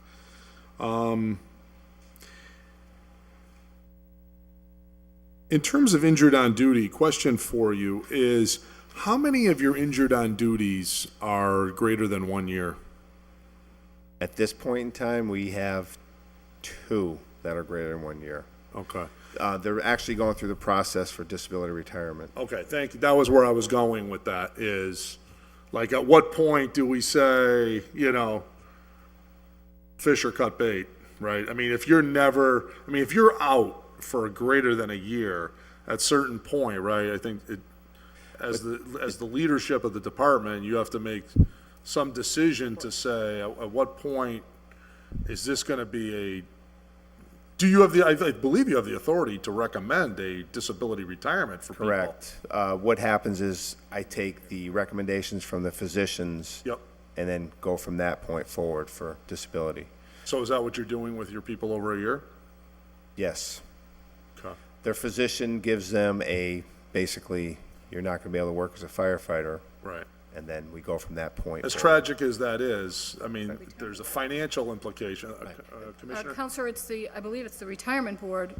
The chief puts all the paperwork in Yep. that he needs to, and that's where it stops. Yeah, but I just want to make sure that that process is flowing and that we're monitoring it, that these things, if they're allowed to linger, and you get somebody who's 1 year, 2 years, we're paying for that. Right. And it shortens our staff, and we're still paying for that Right. individual. So Right. the idea is to And the give them enough time. And we're not getting any service in exchange for a paycheck. But Right. the paperwork is sitting in the retirement department. Right. So it's I not- process as quickly as I can. Are you finding the retirement board is following through in a timely manner, or? For the most part, I really haven't had any issues with them. Okay, well, And then, Kevin, it gets tied up sometimes with the physician, the 3-panel board, depending on what they found, depending on what they're putting in as far as an involuntary retirement Yep. that we're submitting. So sometimes it gets tied up in the physician opinions, sometimes it gets tied up on our third-party payer, Metatrol, and with their opinions. So oftentimes it can be, take over a year to get all that paperwork in order for the retirement board. right. And of course, you want to give people an opportunity, a certain period of time, to see are they at some sort of medical end result? Right. But by the same token, if you're able to be home and collect full salary, there's no incentive on the employee's part to say, I'm ready to come back, because they're getting full salary too. That's my understanding of the rules. Am I correct on that? I believe so. They do get full salary. I don't Yeah. know if they want to sit home and receive a full salary. Well, I didn't say they wanted to sit home. My point is that if they're able to go for years and years and years and collect full salary, I mean, at some point as an administrator, we have to, I'm just making sure that process is flowing along nicely. The They do process have is to keep flowing. seeing their physicians. They have to still getting Of progress course. reports Yeah. and work notes and a progress. So it's not just you go a year without seeing a physician. They do have to give us reports. And they run those by the commission? You guys Yes. check in? They check in That's with correct. you guys periodically on those? Correct. Okay. Every meeting. Okay. Great. All right, that's, Counselor Graney?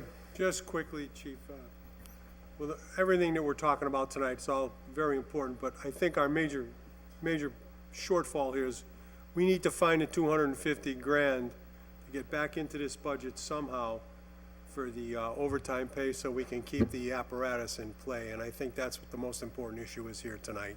So I thank you for coming down and sharing that information with us, and Commissioners, thank you. Thank you, sir.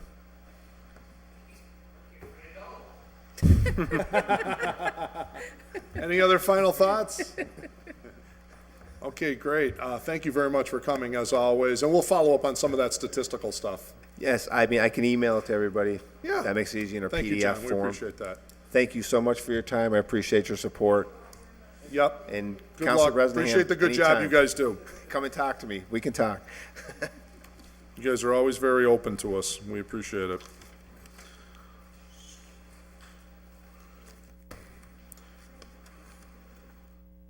Okay, Police Department, without further ado. No money, what are they gonna do? Another brownout? Worse, more.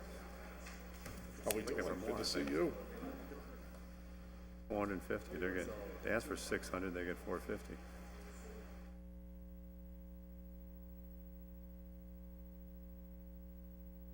You cut $1 million from their budget. Yeah, take care, John. Good to see you.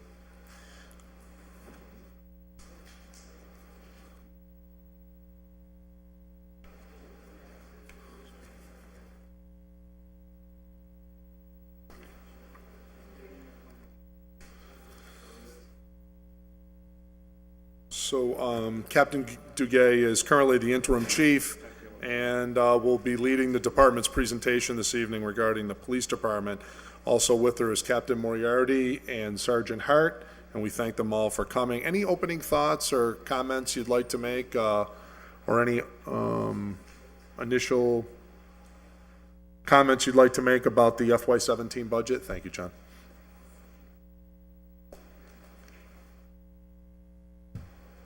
Maybe in terms of volumes or different things that are going on? Hear me okay? Yes. Okay. So for the 2017 fiscal year budget, we're at Can't hear. $12,264,000. Last year, it was $12,305,000. And the previous year, in 2015, it was $12,334,000. So you can see that this year is a reduction of $41,000 from the previous year, and the year before that was a reduction of $30,000. That crime is- Okay. Everybody got it? What do I have? Supplemental. And as you're aware, the reported crimes between 2012 and 2015 declined by 15%. And between 2001 and 2015, they declined by 34%.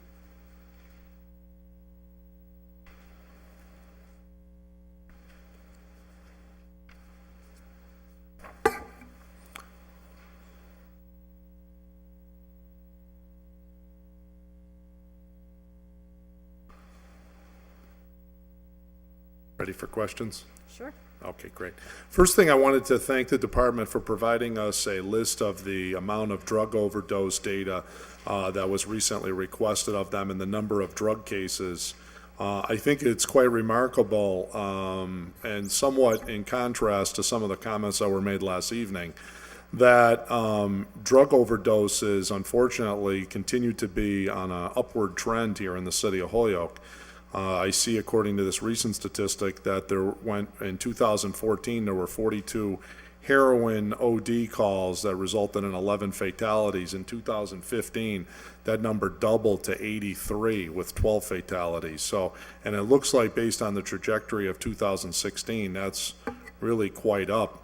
I'm quite startled by the number of drug cases that we continue to have, and I did want to ask if it seems like the trend line is going up or not, but drug cases in the city of Holyoke are greater than Springfield. I find that remarkable considering the population difference.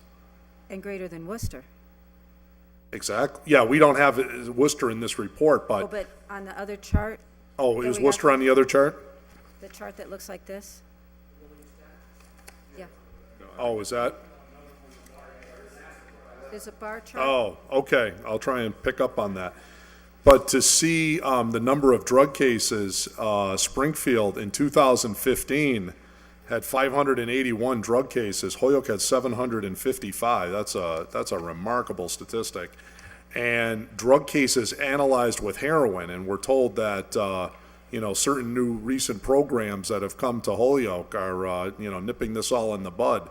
That we've got 230 drug cases with heroin. Springfield's got 93. So the Hampden County Needle Exchange apparently is not abating those numbers. So I wanted to thank you and just kind of discuss a little bit about what are you seeing out there on the street in terms of overall crime, property crimes, just the overall volume. I know you guys are doing a fantastic job, but sometimes I gotta believe it feels like you're shoveling sand against the tide. Where are we at in terms of law enforcement, crime in the city, trends? What's the challenges and what's getting better? What do we need to focus on a little bit more? And then tying that in terms of some of the resources, we need to give you the man and woman power here to obviously get the job done. And then how are you addressing some of those in terms of grants? So I have kind of given you a big topic there. If you could touch on that a little bit. Sure. Well, the first thing that I'd like to point out is that the opioid epidemic is a national concern. Yeah. And that what's happening in the city of Holyoke is just a microcosm of that. Right. Holyoke is no different than the rest of the country.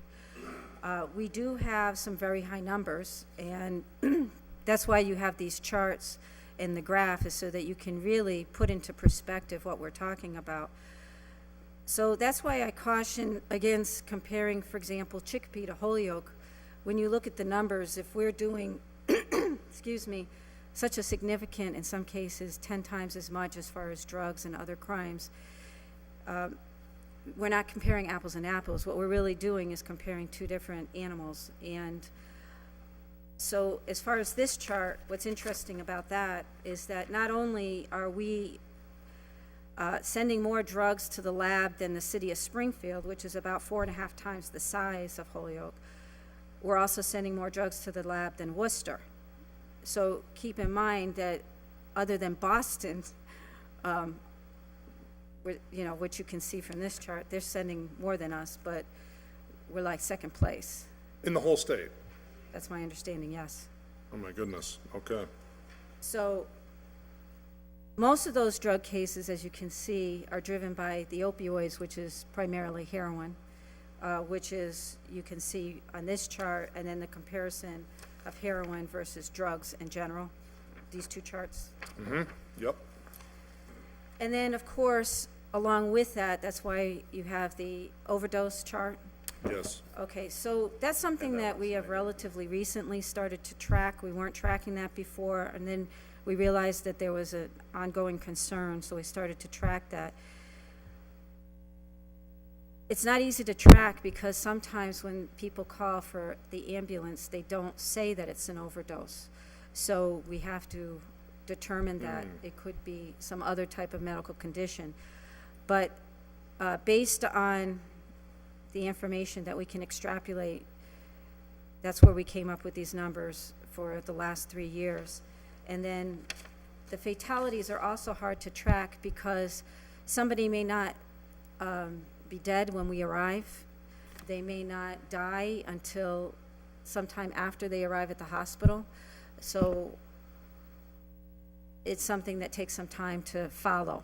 So there's a potential under-reporting problem. Could even be more than these Yes. statistics.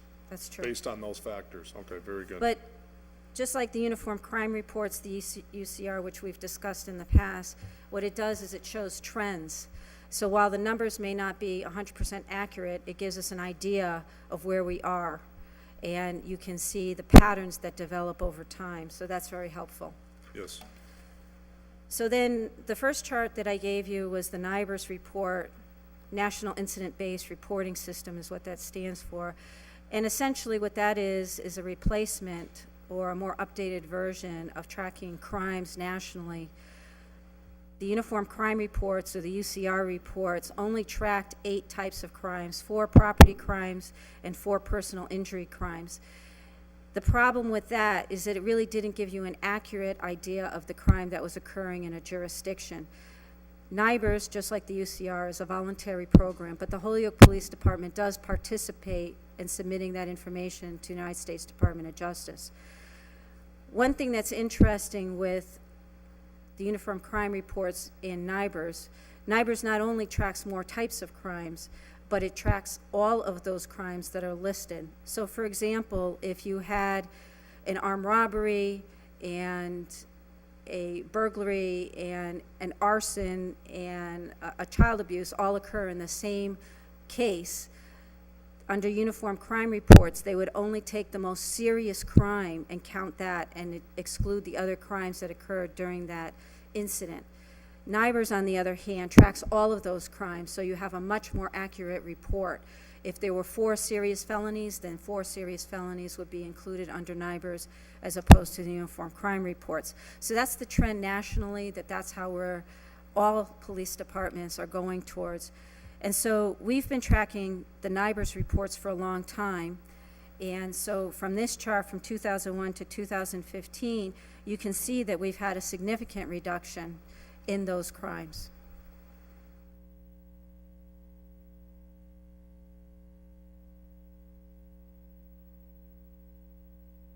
Now, my question on that, Captain Duguay, would we be seeing a decline perhaps in violent crimes, but it could be an increase in property crimes? I'm told that basically the violent crime or these personal crime rates seem to be trending down, at least anecdotally what I'm told, and yet property crimes seem to be increasing at some scale. Is it possible to break those out so that we can see a differential in those areas? Yes, the way NIBRS is set up is it's set up very differently than the Uniform Crime Report. So as I said, with the Uniform Crime Reports, it's 4 property and 4 personal injury, and NIBRS is just a list of a whole bunch of different types of crimes. Okay. They're not separated necessarily by property or personal injury, but each one you would be able to tell whether or not it was which type of crime that you were looking at. So to answer your question, you could, but it's not something that's done automatically. Now, obviously, the trend in these last couple of years is very positive in terms of the overall number of reported crimes. What do you attribute, because it was kind of flat, there was a period of time, like say, in the middle 2000s, we kind of leveled off to kind of where we were the last couple of years, and then now we've seen a trend downward in the overall number of reported crimes. Like, for example, what would a couple factors you would attribute that to? Which ones are particularly down? Well, overall, crime nationally is down. Right. And part of that has to do with the fact that the population is aging. Okay. And so people are aging out of the high crime years. I see. Over the age of, 28, 32, there's a tendency for people to commit less crimes on a national basis. So that is part of it. Okay. There's also different types of crimes. So, for example, we see a reduction in car thefts and an uptick in carjacking because of better security with the motor vehicles. We also see more identity theft crimes is probably the fastest growing crime nationally. We see that every day in the city of Holyoke. There's a lot of variables. And again, when you're looking at crime rates in general, there are going to be natural fluctuations from year to year based on any number of things. But generally speaking, what I'm talking about are national trends. Okay. All right, very good. Any questions, counselors, on police budget? Counselor Graney. Just quickly, Captain, aren't the majority of these crimes, whether they're property crimes or crimes, aren't they related to drugs? A large number of crimes are related to drugs, yes. Especially the property crimes, I would think. I would think that it would probably weigh more along the property crimes to be drug-related rather than the violent crimes. I would say yes. Councilor Roman. Interim Chief, thank you so much. I appreciate you for providing this evidence, and I know a lot of it stems from a request from my neighborhood association meeting, so thank you so much for providing this. It's truly been beneficial to get that back at the neighborhood level. My question goes back to, as the ward counselor, I know I gave very specific, and I do apologize for being naive in that front, specific data to the wards around crime, safety, and statistics, and at what I can only tell you in my experience as being a community activist and outreach person, or if you just go on Mass Live and 22 News, that a lot of the crime seems to be concentrated to certain areas of the city. And I do applaud your community policing down in South Holyoke, which is where it began, and Churchill is a hot spot and a hotbed of activity. I know, being the ward counselor and working with the property management companies, what specifically does your department need? What resources would you need for me to advocate for you to be able to provide ward specific or neighborhood specific? Because if you can just share without looking at data and statistics overall with the constituents that my neighborhood and my ward, and I'm sure my colleague back on the council, Diosdado, can speak to it, a lot of it is happening in wards 1 and 2. What do we need to be able to support you more to get either the resources you need to be able to extrapolate that information, or what more can we advocate on your behalf for? Because again, as you know, Churchill's a hotbed, and I was just dealing with a complaint this week, and I know I'm reaching out to you about it for a couple things, but I thank you for this information. But if you can expound a little bit upon that, that'd be great. Well, there's a number of things, but unfortunately they cost money, and I know the situation that we're in. Probably one of the most beneficial things in a situation like what you're describing is community policing, because community policing allows the police and the community to get to know each other on a first name basis, and it's the old beat officer back on the street having those conversations with people and relating to people in a different way than they do when they're in a cruiser. That's just natural, and again, that's something that takes place on a national basis. The biggest problem with community policing is that it's very expensive, and the response time is much slower. So you can't have an officer cover as wide of an area as you can with a cruiser, for example. That type of individual attention is something that I believe that the community really enjoys, and it's also beneficial for that individual officer also. So that's probably one of the most favored things that we can do, and that we're working to get grant money to pay for those types of services.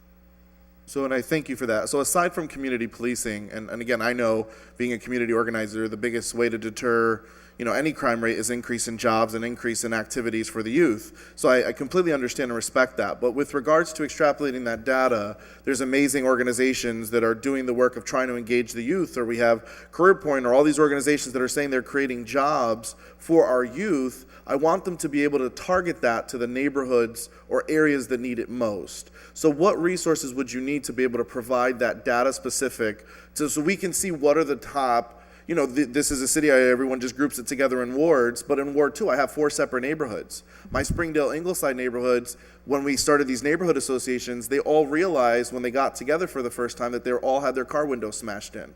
Right? Some of them called, some of them didn't. And yet in Churchill, it's about shootings, gang violence, and drugs. Or the fact that in one building, I sat down with Chief Neiswinger before he left, found a military assault-style rifle in the ceiling tiles of one of the property buildings of one of the property owners, and I'm working with them heavily to address those issues, as you guys are as well. So what resources is it an information officer? Is it a position that we need to create to have that specific data for these neighborhoods? And so I can go back to my constituents and say, hey, as the Ward 2 guy, I'm going to fight to get more funding for this position. So then I can go to these other agencies that are doing the work to say, hey, you need to target these neighborhoods and work hand in hand with the police department to get these kids jobs, or these kids off the street, or the return rate. When they come back from the jails and the prisons, they go back to these neighborhoods, they can't get a job, or they can't go back to school. Those are the data that I would want to support you do you have that capacity? Do you need that capacity? Can I help and go fight tomorrow to try to get you some more money for that? What were on those resources? Okay, I can address some of that. Nowadays in the grant world, that's what all these grantees are asking for, statistics. What are some of the evidence-based programs and strategies used? Well, we're coming up with innovative programs like MCP, so we need to track and log all this stuff just to see if these are actually working. However, we don't have the personnel who are researchers or crime analysts, and two, we don't have the updated software to extract specific information like you're requesting. Like, for instance, the heroin information that you received, that wasn't through our department. We had to go outside through the labs, and the labs had the technology to break all those cases down and give us those numbers. I just put in for a grant, the Smart Policing Grant, to help address this opioid crisis we're having.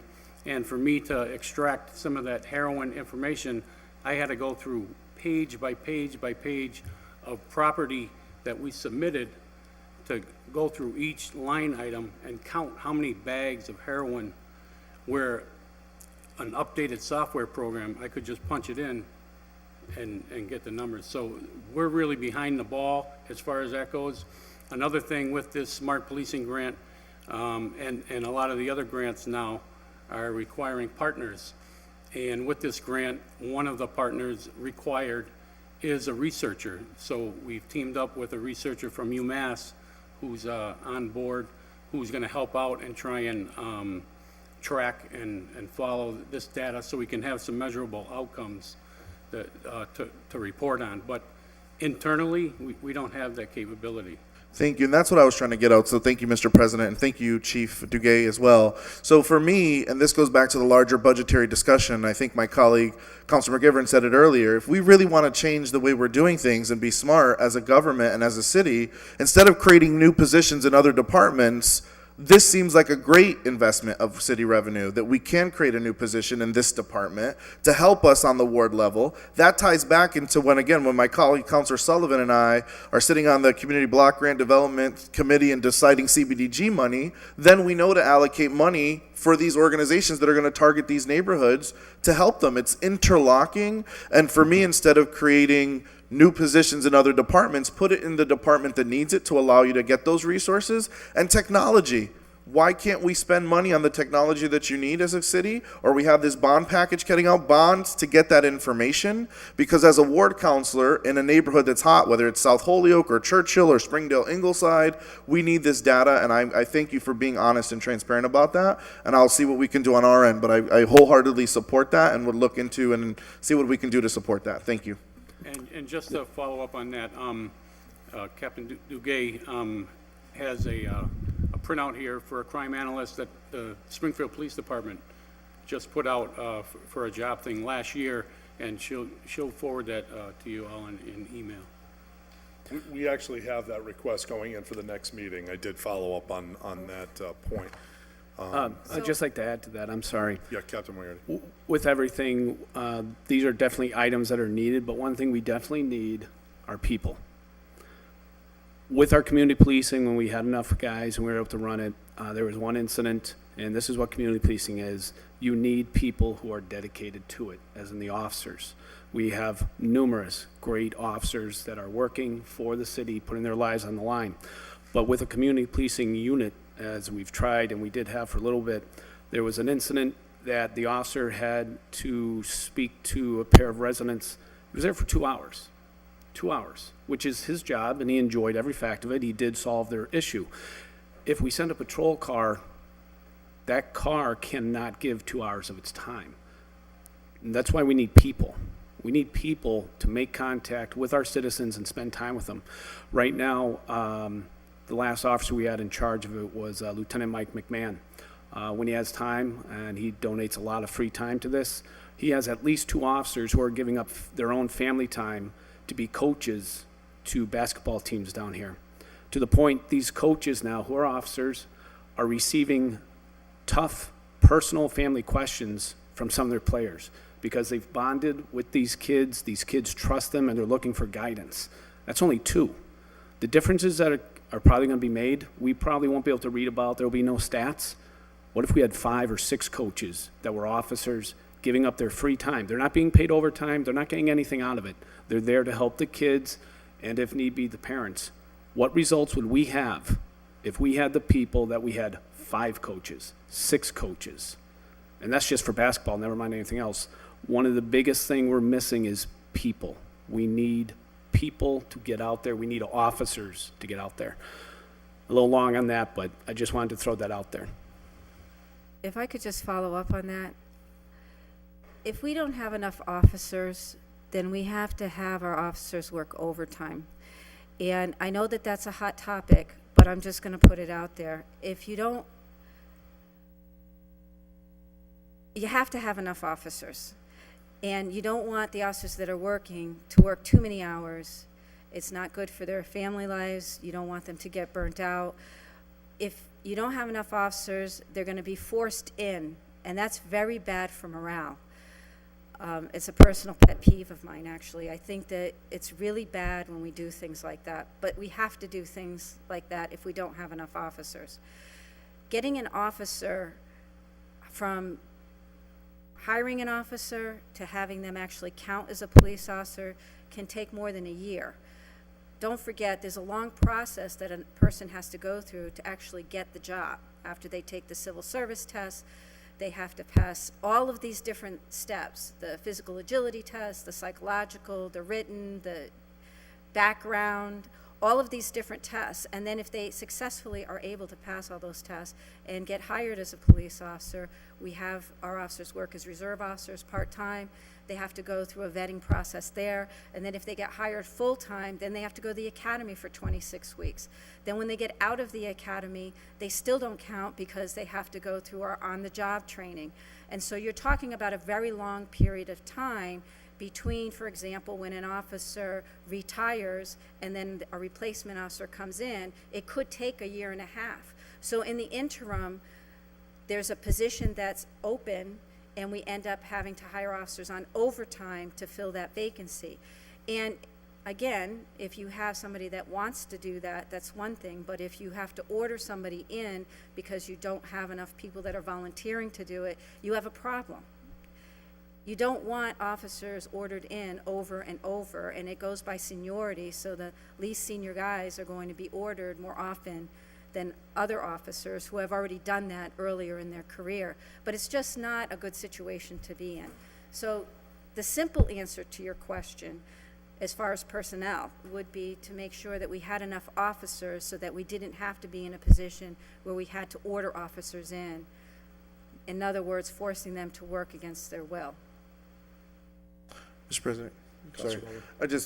I want to wrap up. So I'm kind of treating them as 2 separate issues. I can just tell you that as a Latino man of color from the neighborhoods, what we're trying to say is, as a civilian, we're trying to work in tandem. And what we're saying is that position, to my knowledge, could be a civilian, a research and crime data statistician, right? Correct? Someone could be civilian. Exactly. So that data will help me and these community-based organizations and nonprofits that are supposed to be doing the work on the civilian side to assist you. Okay, so it's 2 separate issues. Where I agree on the personnel side, what I'm saying is I need that data to then go down to my neighborhood ward levels when these neighbors are trying to get together and identify and create neighborhood watch groups and things of that nature, so they themselves could be looking at that, and these community groups. And it ties into other resource pools of money, like I was saying, the community block grant funds. We just sat through a whole process of that, giving out thousands and hundreds of thousands of dollars for equestrian groups and great causes, but are they tackling the neighborhoods and the communities that need it? And that's why it goes hand in hand in tandem. What could we do on the civilian side? And you're absolutely correct, Captain Moriarty.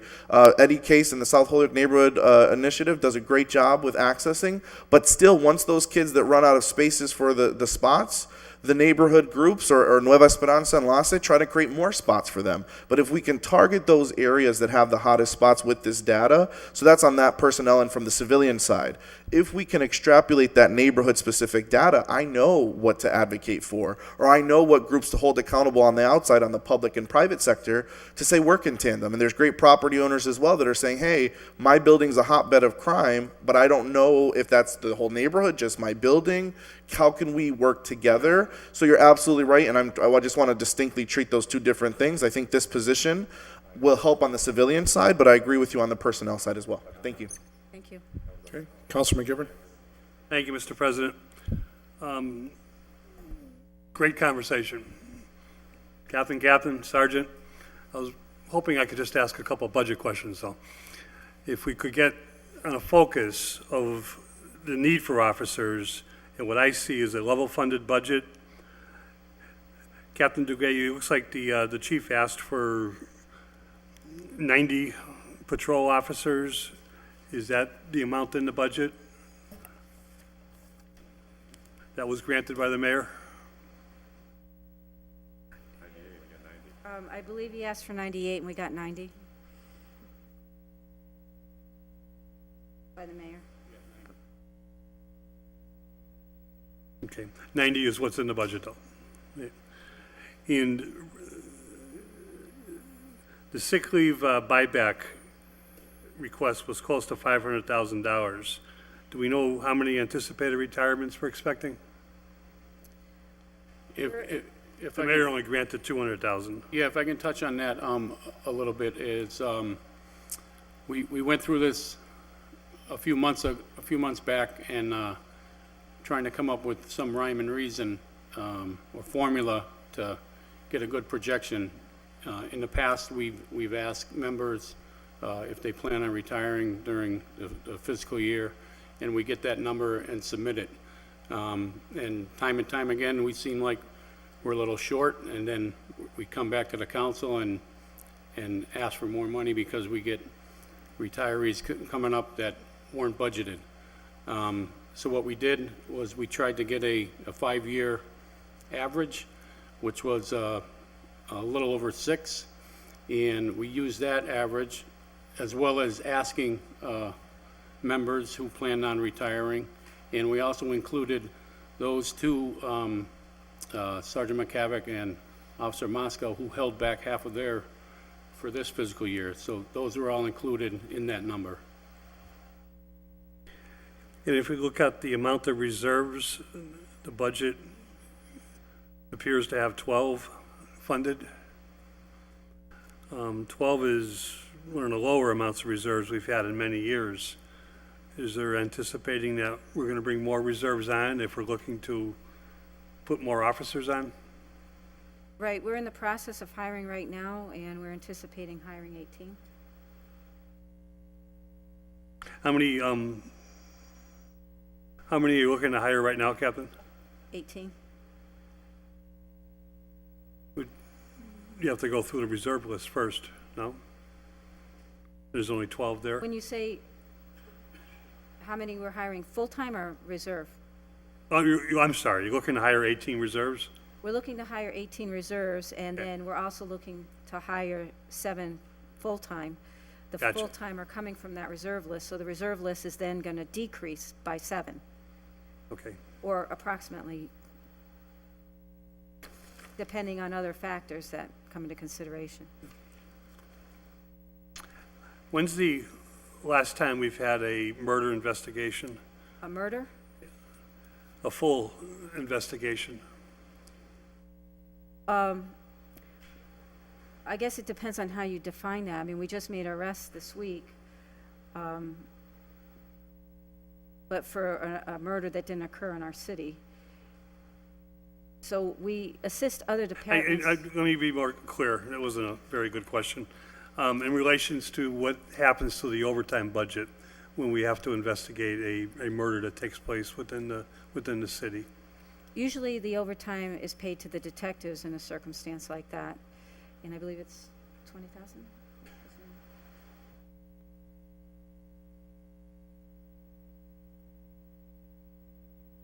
I believe We did an average a couple of years ago, and it was around 12 grand for each homicide, but it can fluctuate depending on if it's a hard-to-solve case or not. They vary. Also would have an impact on court overtime, Yes, which the mayor granted 200,000. yes. Well, that's down 80,000 from last year. We made some personnel changes and we transferred some officers to different shifts, and we were able to reduce that significantly from last year. There's an old saying that a level-funded budget doesn't mean we're going to get level services. It appears the budget is level-funded, but the services will not be the same as in past years. Well, that's correct. One of the things that the Holyoke Police Department likes to do is provide a lot of information as far as statistics. And we used to have a crime map on our website. You may remember that. It was very helpful. And Counselor Roman, I think, would have really liked that, but we didn't have the money to pay for that this year. Some of the information that you were looking for, you would have been able to get just going online to our website. But we had to cut it because we had to cut something, so we had to cut that. We also had to cut the code enforcement officer. Traffic's been cut. We had an elderly officer. He's been cut. Community policing's been cut. I think the stats speak for themselves. One of the stats about the drug-related incidents in the city, though, I think is also fueled by people from outside the city coming here to buy their drugs and use them at the same time. And I think it's deceiving to think that Holyoke has got more drugs, but I think it's more of the population that comes to Holyoke. Bingo. And our kids are just a little bit smarter. They don't use them, they sell them. I didn't say that out loud, did I? I think stats are wonderful. I think the conversation tonight is very enlightening. It is budget related, because if you don't know the whole picture, then you don't understand what you need for a budget. Times are tough. You heard the fire department, you heard this last year. Mount Tom coal plant has killed us in terms of tax revenue. While we're trying to replace it and find new streams of revenue, we have to be as tight as we possibly can. And we can only ask our major departments, police, fire, DPW, to work with us on that. I think stats are so interesting, Mr. President. I have to share that although the Red Sox and Orioles are tied now, Mookie Betts hit 2 more home runs tonight. But thank you. I appreciate all three of you being here and sharing the numbers with us. I can tell you another little bit of information that you would probably be very interested in, is that not only is a lot of the people buying drugs coming from out of the city, but we have a lot of shoplifters, of course, and a lot of them are coming from out of the city. And the individuals that pick up the prostitutes, at least 50% of those are from outside of the city as well. So a lot of our, visitors, Yeah. Especially with the Holyoke Mall, not picking on the Holyoke Mall, but certainly we see a lot of that type of activity, brought in. And I think we had a lot of activity, it's changed a little bit with our homeless population that came from outside the city at one point. Thank you. Thank you. Do you guys have, speaking of people that seem to come drifting in from out of town, the cardboard sign folks, the panhandlers that are at all these different intersections, do you get complaints or calls? Do any of these people ever end up getting arrested for having interactions or problems, or are they as peaceful and just, give me $1? It seems like, the some I get concerned about is like some of them are walking into intersections and, you're in a line of cars at a red light and they're going sort of car from car. And do we have problems with some of these individuals, or, they seem like they're standing out on medians and all kinds of things like that? Or is that as, just, I think of the proverbial, guy with the banjo sitting on the sidewalk with, with the empty guitar case out, throw $1 in and I'll play, Swanee River for you. But the other ones that I'm thinking of are more people going into intersections or having interactions or meeting people at ATMs and, I don't know how many times I go around town and it's like I just go in to pump gas and got a quarter, got a nickel, got, 50 cents. I mean, I must get approached, every time it seems almost you go around and do any sort of commercial transaction downtown. I don't know. What's your thoughts on all that? Well, I've spoken to law enforcement in other communities, and a lot of these individuals travel, make the rounds of Western Mass, go up and down Route 91. So it's, some of the people that are here have gone to other communities and then come back. A lot of them aren't from Holyoke originally. Right. It's a difficult situation because unless they have behavior that rises to disturbing the peace or disorderly conduct, Right. it's not an arrestable offense unless we had a city ordinance like the city of Worcester, Right. which has been upheld by the Massachusetts Supreme Court. Yep. So I don't know if that's something that you, as a city council, want to review, but Yeah. that We would be are one reviewing option. them. I would think that that would be something worthwhile reviewing. I John? can touch a little on that as well. We're working with the Department of Mental Health now, and the homelessness to try and get these people off the street and get them some help. And we're trying to formulate a program like Springfield Police does with Hope, and having the police department go out to these individuals, find out where they're shacking up in the woods, under the bridges, and get them some help. Right. Along with a mental health clinician. And you can't really force them Right. to go, but they seem to have a lot of success, obviously during the winter time, getting them off the street, and the big thing is follow up. Once you get them in a facility, a clinician has to be there before he's released to follow up with another appointment and another one and another one. So we're working with Department of Mental Health to try and get some grant money to have us make the initial contact. And we're kind of like the pitchers. We'll go out there and get them, and we're going to give them to the proper Yeah, 'cause I mean, mental health organizations. If the signs are true that, they need, I'm down on my luck, I lost my job, or I've whatever, I mean, if we approach them and say, hey, look, there's a whole litany of services, it seems like they're disconnected from, seems like there's just a world of services that are out there today. I mean, haven't you heard? It's like what I almost want to tell these folks. I mean, But a lot of the services have rules, and if you're addicted to drugs, and Right. the homeless shelter doesn't allow people that are addicted to drugs, they Exactly, can't go there, or they choose not to. right, Not everybody that's homeless wants to change their situation. Sure. We can offer them services, and we'd like to, but not everybody wants to avail themselves of that. Counselor Bacon? Thank you. Just to follow up on that, I'm very pleased to hear what you're saying about the Worcester court case, because we have an order that I filed to try to address some of this issue, and we were advised by legal to table it pending the legal outcome. And we had first been advised that one ordinance was defeated in a court case. And so if you could share with me the information where it was upheld, that would be helpful, because I've been getting more calls, particularly about the main entrance to the mall, where the people are very aggressive. I mean, they're out there going up to the windows, walking up and down, 3 at a time, very aggressive. So that would be helpful, because we will be pursuing that. Sure. One of the things with a situation like that is it's a balancing act. You want to balance the rights of the individual and balance the rights of other people in society. My understanding is that the city ordinance that was written for the city of Worcester was very carefully crafted to meet the needs of both. In other words, Right. that it's very careful not to violate anybody's rights. And,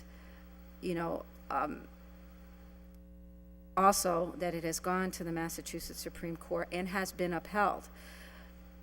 Okay. Some people feel that it's controversial, and so it's, something people don't necessarily want to talk about, but it seems to me that if we were to model a city ordinance on any city, Worcester would be the best one to model it on, because it's our own state and our own Supreme Court has approved it. So if you could, if you wouldn't mind to just provide me with a link to that information, that would be great, because we will be taking it up again in the ordinance committee to try to find that balance. We're not seeking a prohibition, you know, of a right, but we are seeking to know who's in our community and to have some order around the activity in the community, and to help you guys too, so you're not, you know. Sure, and this Yeah. grant is designed to try to help avail those individuals of services. Right, right. Thank you. Thank you. Thanks, Mr. President. He didn't forget me, Diosdado. Took a while. We took a little sidetrack here, but that's okay. I think, okay, the budget's important. I think looking at the book here and going by the numbers is something that we're here for, right? Okay. Thanks for coming down, and thanks for the job you all do day in and day out. I really respect that as a citizen here in this community, that and try to often thank patrolmen when I see them for the job they do day in and day out. That's something that not many people can stand up and do. A couple of budget items here I have. It's on the fireworks and festivals overtime, 51321. Looks like he asked for 53, but they gave 60,000. So it's like, is that a typo, or is that something that's needed extra for something going on? No, actually, when I had a conversation with the mayor, I explained to him that that did not include two major events. One of them is Celebrate Holyoke, and the other one is the Hispanic Family Festival and its parade. Those were not included in the budget for 2016 fiscal year. Fiscal year, And so as a okay. result, there's a significant cost associated with that, and if we were to add that, it would really increase the amount. And so that's why it's unusual that it went up, See but that. that's why it went up. Okay, thank you. And Sergeant Hart, Councilor McGivern talked about the sick leave buyback, which is a number that's way up there, and I don't understand you doing that. We had the Finance Committee where we had the problem where we were short because you had 2 or 3 retirements that we didn't expect. And of course, you know, by the contract, we have to pay these out. And we did happen to find some money. There was a couple errors, but as we stated the mayor stated last night, there might not be too much free cash. And is that a realistic number, the 494,000 for the employees, the 6 employees you expect to retire? Yes, it is. Okay, and it's only 200,000, so we're short 300,000 right off the bat, just about. Correct. Okay, so that's something that, I don't know, I think even this year, didn't you have a couple employees that sort of waited till the next fiscal year? Is that part of that? Yes, it is. Yeah. That's included in that. So that's going to be a big hit for next fiscal year. And that's just basically on the ones you expect to retire. It could be 1 or 2 more that just show up and say, within a month, we decided to leave, Correct. right? Okay. That was what we asked for is a realistic figure. Okay. So we really believe that that's what it's going to be, based on our projected amounts and the average. Right, I just have to, and I know sick leave is probably more than the time owed in vacation, but the vacation, the time owed seems like it's a little smaller number, and both were granted. So that sort of stands out to us in the budget, saying that, wait a second, this is, almost $300,000, which is a big hit, in that. Education and training, 53190, you asked for 60,000, and the mayor proposed 25,000. Is that something that you can work with? Is that something that's not going to get done? Some training's not going to get done? Well, I can defer that to Captain Moriarty. He's in charge of training. Okay. That's $35,000. It's a big. Right from the start, where we're being cut down to 25. Out of that 25, we will be giving $11,500 to the Holyoke Revolver Club. So right out of that 25, immediately we're losing $11,000. We pay that to the Revolver Club because we do year-long training which is our refresher training, which is mandated by the state, where every officer yearly has to qualify. So from that, also too, is any kind of training that costs money. We do try to seek out as much free training as possible, contacting state police or other agencies. But a lot of the training now has gone private sector. So for example, when we get a new detective, minimum $3,000 spent. That's fingerprinting, photography, interview classes. So right now, 2 of our detectives have been promoted. So we're going to be, excuse me, looking for, and this is just for the Detective Bureau, not even counting narcotics, that 2 detectives will have to be selected, or 2 officers to become detectives, so that's going to be $6,000 eventually. And I don't mean to use this as like a scare tactic, it's a fact that I'm sure most of you are aware of, that when a police department is sued, most of the time it's for a lack of training. We take our training very seriously. Sergeant Lenahan, Sergeant McCavick went through a lot of hoops where they've set up a great in-service training. We were able to save a lot of money that way, that our annual training is done in-house. We have sent officers out to become instructors, so we are saving money that way. But once again, you do have to increase your instructor's knowledge. You can't have an instructor with the same amount of knowledge as their student, so we're always trying to increase that. And with that training too, we cover a lot. We cover computer classes, when some of our people have to learn new evidence techniques on cataloging, when our officers have to go to IMC training to keep up with the computers, those classes can cost. So yeah, we're definitely taking a big hit there. Now later on, I don't know if do you mind if I jump around? Go down, because it's connected to training. If you go down, you'll see our supplies, and it's for ammunition. Now that's been cut down to $10,000. I'm pretty sure, talking to our firearms instructors, that may not cover the cost of the ammunition we need just to get through our refresher training, because that's for the whole department. Now, like a lot of departments, we're trying to train for the worst case situation, which will hopefully never happen, that we have an active shooter in a business or a school. So we, like many other departments, do simunitions now. It's basically a paint bullet, but that ammunition is also expensive. And that comes out of this ammunition also. Right now, I don't know if any of you are aware of it, but during our yearly training, we're taking a day where officers are going through shoot, non-shoot situations. So it's not like a video game where you know every time you go in, oh, we'll get to shoot a bad guy. This way we're training the officers on decision-making, their verbal skills, because we will have our officers who are trained instructors on this. They will act as impaired individuals pertaining to, sometimes we have one situation, the officer is playing a deaf individual. So as you're shouting all these commands, they're not listening. So this is where we're able to train our officers. You just can't go in like this is going to be a movie or a video game, and we're getting great results out of it. When we initially did this training, state police came and did the training, and at the end of it, it was 2 days. Numerous officers went through, and they gave us a huge pat on the back. Out of all the departments they had trained, they reported to us that the Hoyoke Police Department was the only police department that did not incorporate a blue on blue, where an officer kills another officer in friendly fire, or a citizen was killed by an officer.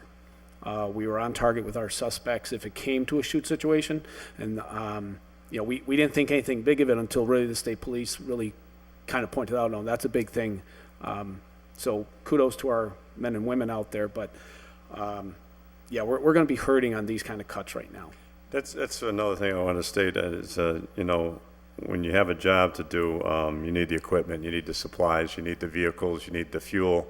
And I see most of those are cut, motor vehicle repairs, the fuel, ammunition. In anybody's job, to do the job properly, you need the right, supplies and equipment. And I know the fuel went down, but still that doesn't mean you're gonna need $70,000 less or $20,000 less to do that. So, my concern is later on in the year when you're running out of money and we don't have any extra money, what's going to happen? You need the right equipment to do the job. And I see a lot of cuts here that the mayor made that just doesn't seem like it's going to work through the fiscal year, you know, through the whole year. The other thing I have, a question I have, and I asked the fire department is, injured on duty, you have a number of any individuals now? Yes, we currently have 5 officers that are injured on duty. 2 of them are over a year. Over a year, okay. And that, of course, affects overtime too. Yes. Yeah, and I heard you said, Captain, about the, you know, the bodies, you have enough people, you're using less overtime, but, you know, you gotta weigh everything out because you hire more people, then you gotta pay the benefits, so, you know, sometimes, you know, that evens things out, but I know when you don't have enough people, you have people that you're short, you gotta call people in, you have people that are injured, you gotta call people in, and, that's gonna affect, you know, the overtime will be needed to man the vehicles to keep our streets safe, you know. So I agree with you on that, but Well, it's an officer safety issue also. absolutely, yeah. I have a comment on the training. So what Captain Moriarty was talking about, that the Holyoke Revolver Club is charging us $11,500, that's up from $10,000. Last year it was $10,000, but their expenses are going up, and so we just received notice from them that they're planning to increase that, right, to $11,500. So in addition to that, we also take the cost of sending an officer to the academy out of that fund. So if we send, for example, 7 officers at $3,000 per officer, that alone is $21,000. And then if we have 18 reserve officers that we send, and the cost is $1,800 for the part-time reserve and admitted academy, then you're talking about $32,400. And if you add those together, that's $53,400. That's just for the academy. And then if you add to the academy cost the Holyoke Revolver Club cost of $11,500, now you can see that our anticipated cost is well over that amount. And that doesn't include the cost of training detectives or keeping the officers trained on, you know, the regular things that we have to be trained on, in-service training or any type of specialty training. Just so, I just wanted to explain that, because those, in a way, those are fixed costs, because if you hire an officer, you have to pay the academy, or if you hire a reserve officer, you have to pay for that academy. And we have to have some place where we can train our officers in firearms and simulations. So those, there's no wiggle room there. No, and I know the last couple of years, because you know, depending on when people graduate, it seems like you're starting to get a younger force. When people graduate, it seems like the last 3 years we've had 6 or 7 people retire, and I know next year we have quite a few too. And it seems after that we're over the hump more or less. We're, you know, but then when those retire, you got to replace them, and I know it's a startup cost basically. So. Well, we're always trying to chase the tail. We're always trying to catch up. Keep up. And because it takes so long to go through the process, if we could start hiring an officer when we anticipate that we're going to be needing the officer, we could at least be partway through the process. But we're always behind, and that's why we keep trying to catch up. Right. Okay, thank you. Yeah, just quickly, Captain, do private organizations or private corporations such as Smith & Wesson, do they offer any training for local police departments or anything like that that could cut those costs? I know Smith & Wesson, they have a separate section for law enforcement. We haven't looked into that, but they also have their firing range strictly for employees. But right now, we're discussing other alternatives to save costs in that area. And we're in the process right now of getting quotes from other ranges. Thank you. Thank you. Got questions on the vacation buyback. In 2014, it was $41,000. In 2015, $76,000.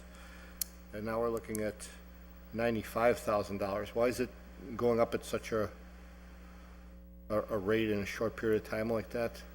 Well, all of these are related directly to the number of officers that are retiring. So the more officers that are retiring, the higher that amount's going to be. And our anticipated numbers are directly correlated with that.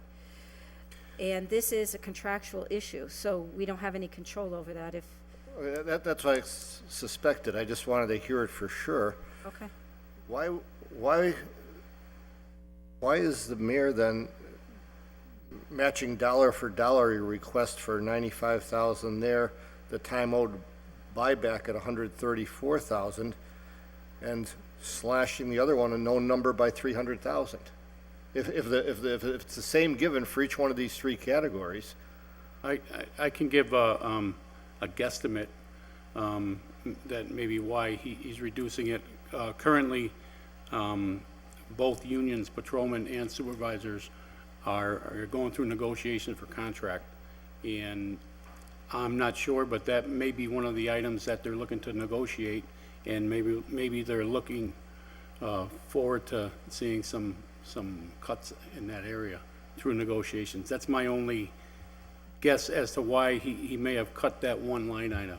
well, those cuts would be future-looking if they happened. Not, these are cast-in-stone numbers, the same. The guys have earned them. How do all the others stay the same and one drop by 300,000? I think what Councilor Roman had said before, we're looking at a proposed budget that's really pie in the sky. I mean, it's not going to hold up. We're going to be having to pay this money at some point during the year. Am I missing something here? It's for the same guys that are retiring. It's not a different group of people. It's not guys staying and still working and getting the bonus for vacation buyback, right? Right, that's correct. That's correct. All right. So that would leave me asking then, why is the injured on duty number zero funded also? Well, that's, I think the fire department explained that. That's always zeroed out until, once the fiscal year begins, any person injured on duty, their funds will go into that line item, just to track them separately from like patrol or supervisor. Okay. So. They transfer the money from the patrolman line and slide it into injured on duty, but So the patrolman line would go down? Yes. yeah. Yes. So when you say 90 officers, you're not really getting 90. Right off the top, you're getting 85 because 5 of them are injured on duty, right? Okay. Actually, when you talk about people working, That's right. Right. yeah. All right. The code enforcement officer that we've eliminated, now, didn't that position also generate a revenue for the department or for the city? Yes. So by eliminating that position, we've also eliminated the revenue. Yes. And do we know what the revenue was that he was bringing in?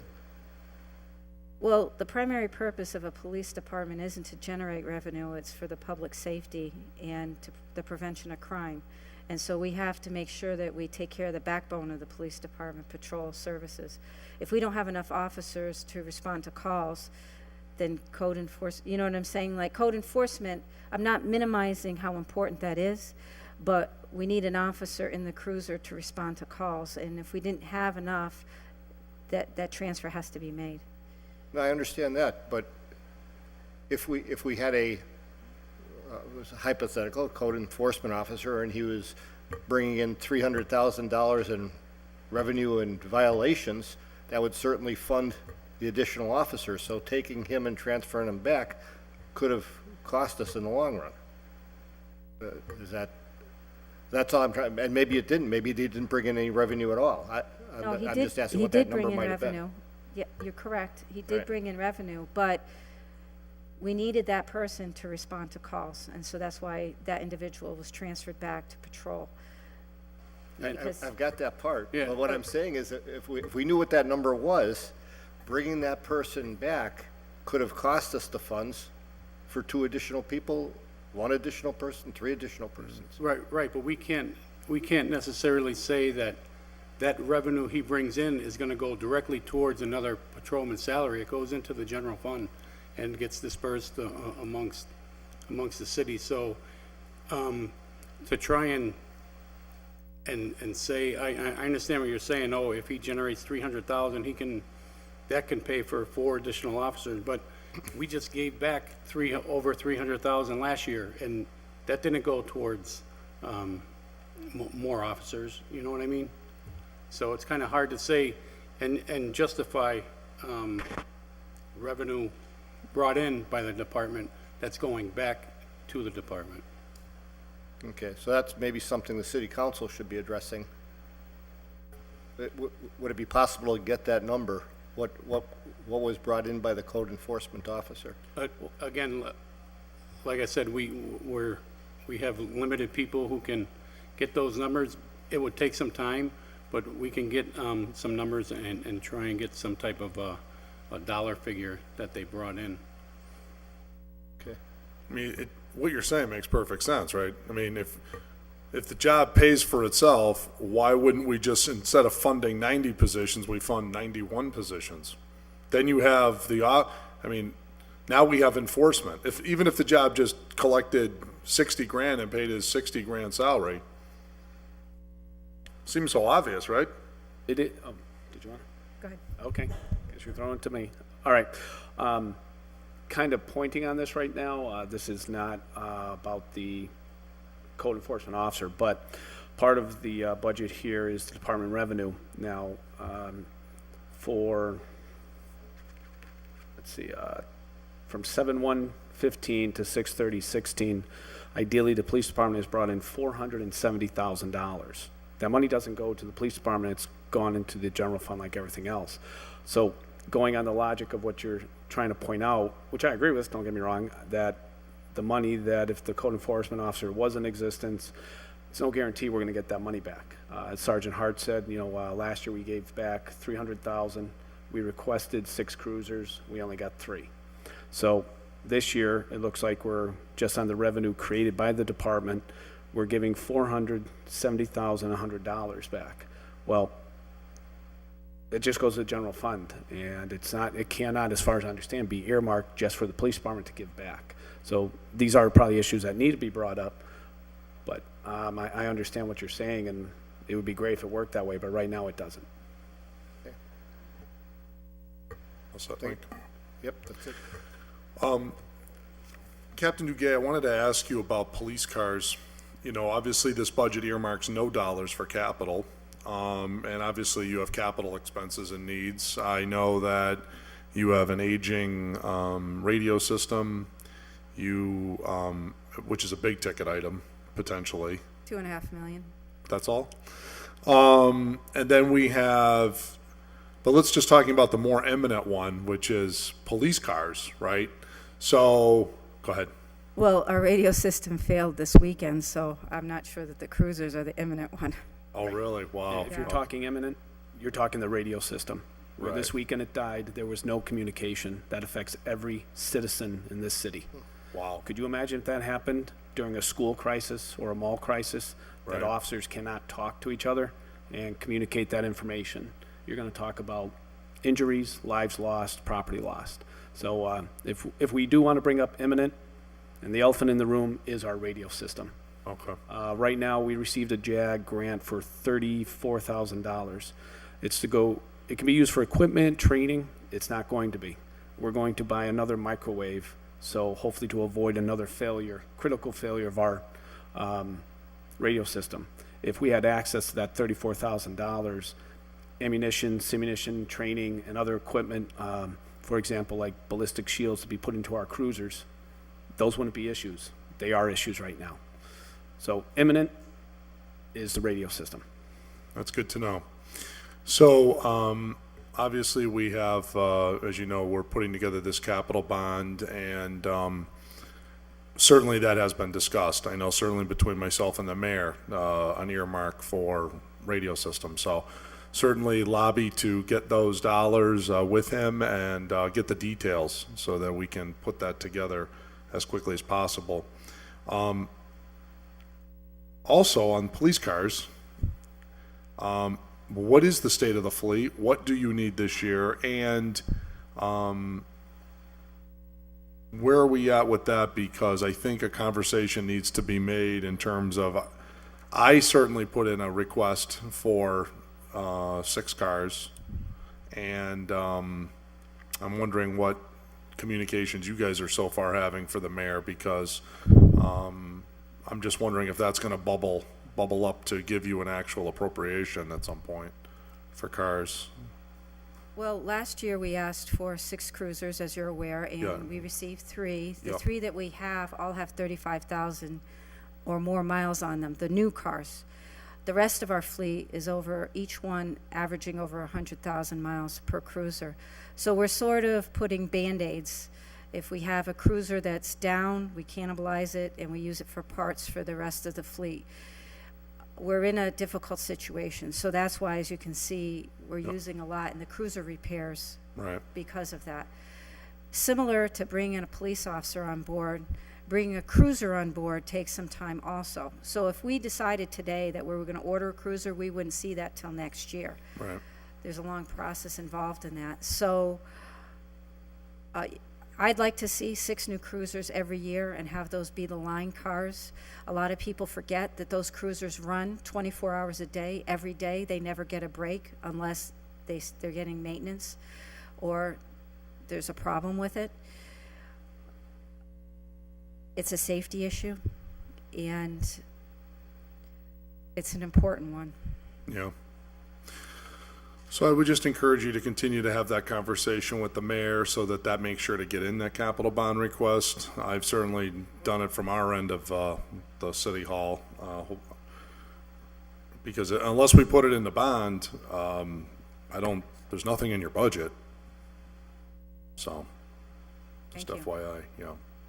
Counselor Sullivan? Yeah, one more question then. And I know this is a budget hearing, but the amount of drug trafficking, opioid abuse, everything else that goes on with it directly affects how much money we spend on it.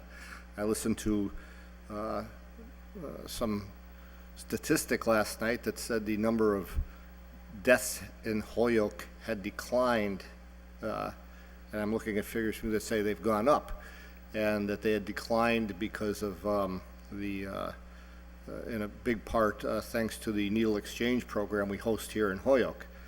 And my question is, hosting a needle exchange program in Holyoke, does that attract more people to Holyoke to do their drugs and commit crimes in Holyoke, increasing the burden and the expense of taxpayers and our police department by hosting this program here?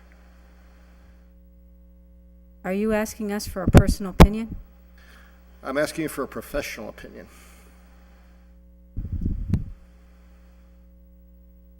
Oh, that's a tough one.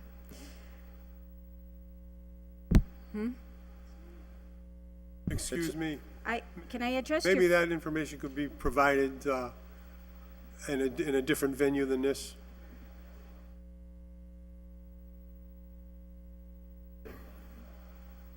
I can answer your first question about the inconsistency, about what you heard on the radio and what the information that I'm providing to you.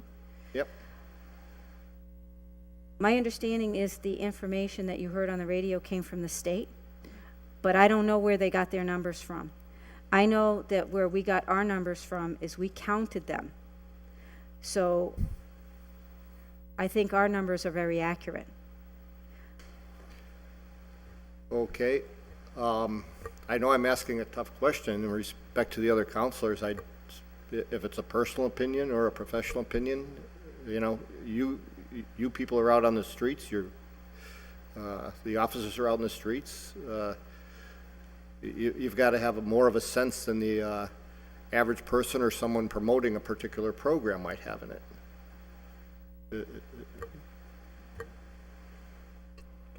You know, if you don't want to answer it, just tell me, you know? Well, it's similar in a lot of ways to a marijuana distribution facility, right? Isn't that something else that's supposed to be coming to Holyoke? Well, I'll give you the statistics from the program. They claim they're bringing over 500 people from out of town every day. Does that help answer your question? Well, I think it's a start. If we've got 500 people coming in every day, do we have a handle on what percentage of them are being arrested or committed crimes in the town because they're coming here for this? I think it's a difficult question you're asking, because when we arrest people for those types of crimes, we don't ask them whether or not they're a participant in that type of program. So it's hard for us to get a real answer to you as far as that goes for that program. But just based on information that's provided to you, like President Jourdain said, and some of the information we gave you, you can come to your own conclusion. Okay. Earlier in the night, we discussed the opioid use in surrounding communities and compared it with Springfield, compared it with other towns. Do each of them also host a needle exchange program? I have no idea. No, that's a fact. Okay. So. It's also in Northampton. Not approved by DPH. If they got something going on, it's bootleg. It's not an approved DPH program. All right, I'm done. Thank you. Yep. Thank you. In fairness to the department, there's people above them that are taking these political positions, so, I want them to be, sensitive to what they have to do there and puts people in an awkward position, although it's sad that, you just expect people to. Totally understand that, but we have a huge police budget compared to a lot of the surrounding communities. Yep. And we have a corresponding huge opioid problem compared to around the surrounding, communities. And we should be asking, what could be the contributing factors to this? I couldn't agree with you more. Yeah. I'm just saying, it's a good question. Maybe we'll I think someday. that's a fair question. It's also more than just opioids, though. If you look at that chart, you'll see that there's an assortment of drugs. It's not just the heroin. I'm very familiar with the problems that are associated with. We deal on our job site every day with the stolen batteries, the stolen copper, the stolen brass, the stolen everything that you can think of, just to get a fix quick. So we see it, and those are all the other crimes that go along with it. And other things to consider is you can't just specifically look at one program like the needle exchange, as you brought up, as President Jourdain also mentioned. You got people coming in from all over the place. So is the bus terminal, does that play a role in bringing in these people? Is the train depot, is that playing a role in bringing? There's a lot of contributing factors besides just one program that you really have to consider to try and point fingers, you know what I mean? Well, you can take the train depot off the list because I put somebody on the other day and nobody got off, so. Okay. Of course, the program, by their own admission, says that they bring in excess of 500 people every day, non-Hoyokers, to that program and hand them needles. Walk out the front door with the kits and have at it to the streets of Holyoke. So somebody's got to be you need heroin to shoot through those needles, right? And last I checked, heroin's not legal, right? So somebody's going and having some criminal transaction thereafter, likely in Holyoke. And the associated criminal transaction to fund the drug use. Right. So we're back to the age-old question, So anything else for our distinguished police officers? Nothing else. Thank you so much. Can I Always a just pleasure. let you know, we passed around a chart here. Acting City Auditor Bellamy Schmidt did provide this to us, and as you can see, you can read it for yourself, but there's a correlation between the budget and the crime. If anybody has any questions about that? Did you get this? Yeah, I'll have to look it over. Yep. Okay, thank you. Thank you. Thank you. Have a good night. Yep, take care. And that concludes our budget hearings for this evening, and we will be back for more fun and action tomorrow night at 6:30, which is hoping to be our last budget hearing round. Just for everybody's knowledge, we have DPW tomorrow, we have school department tomorrow, we have law department, planning and economic development, and the computer IT department. So that was it for counselor requests, okay? And that'll be tomorrow at 6:30. Thank you. And all questions will be on the budget. Always.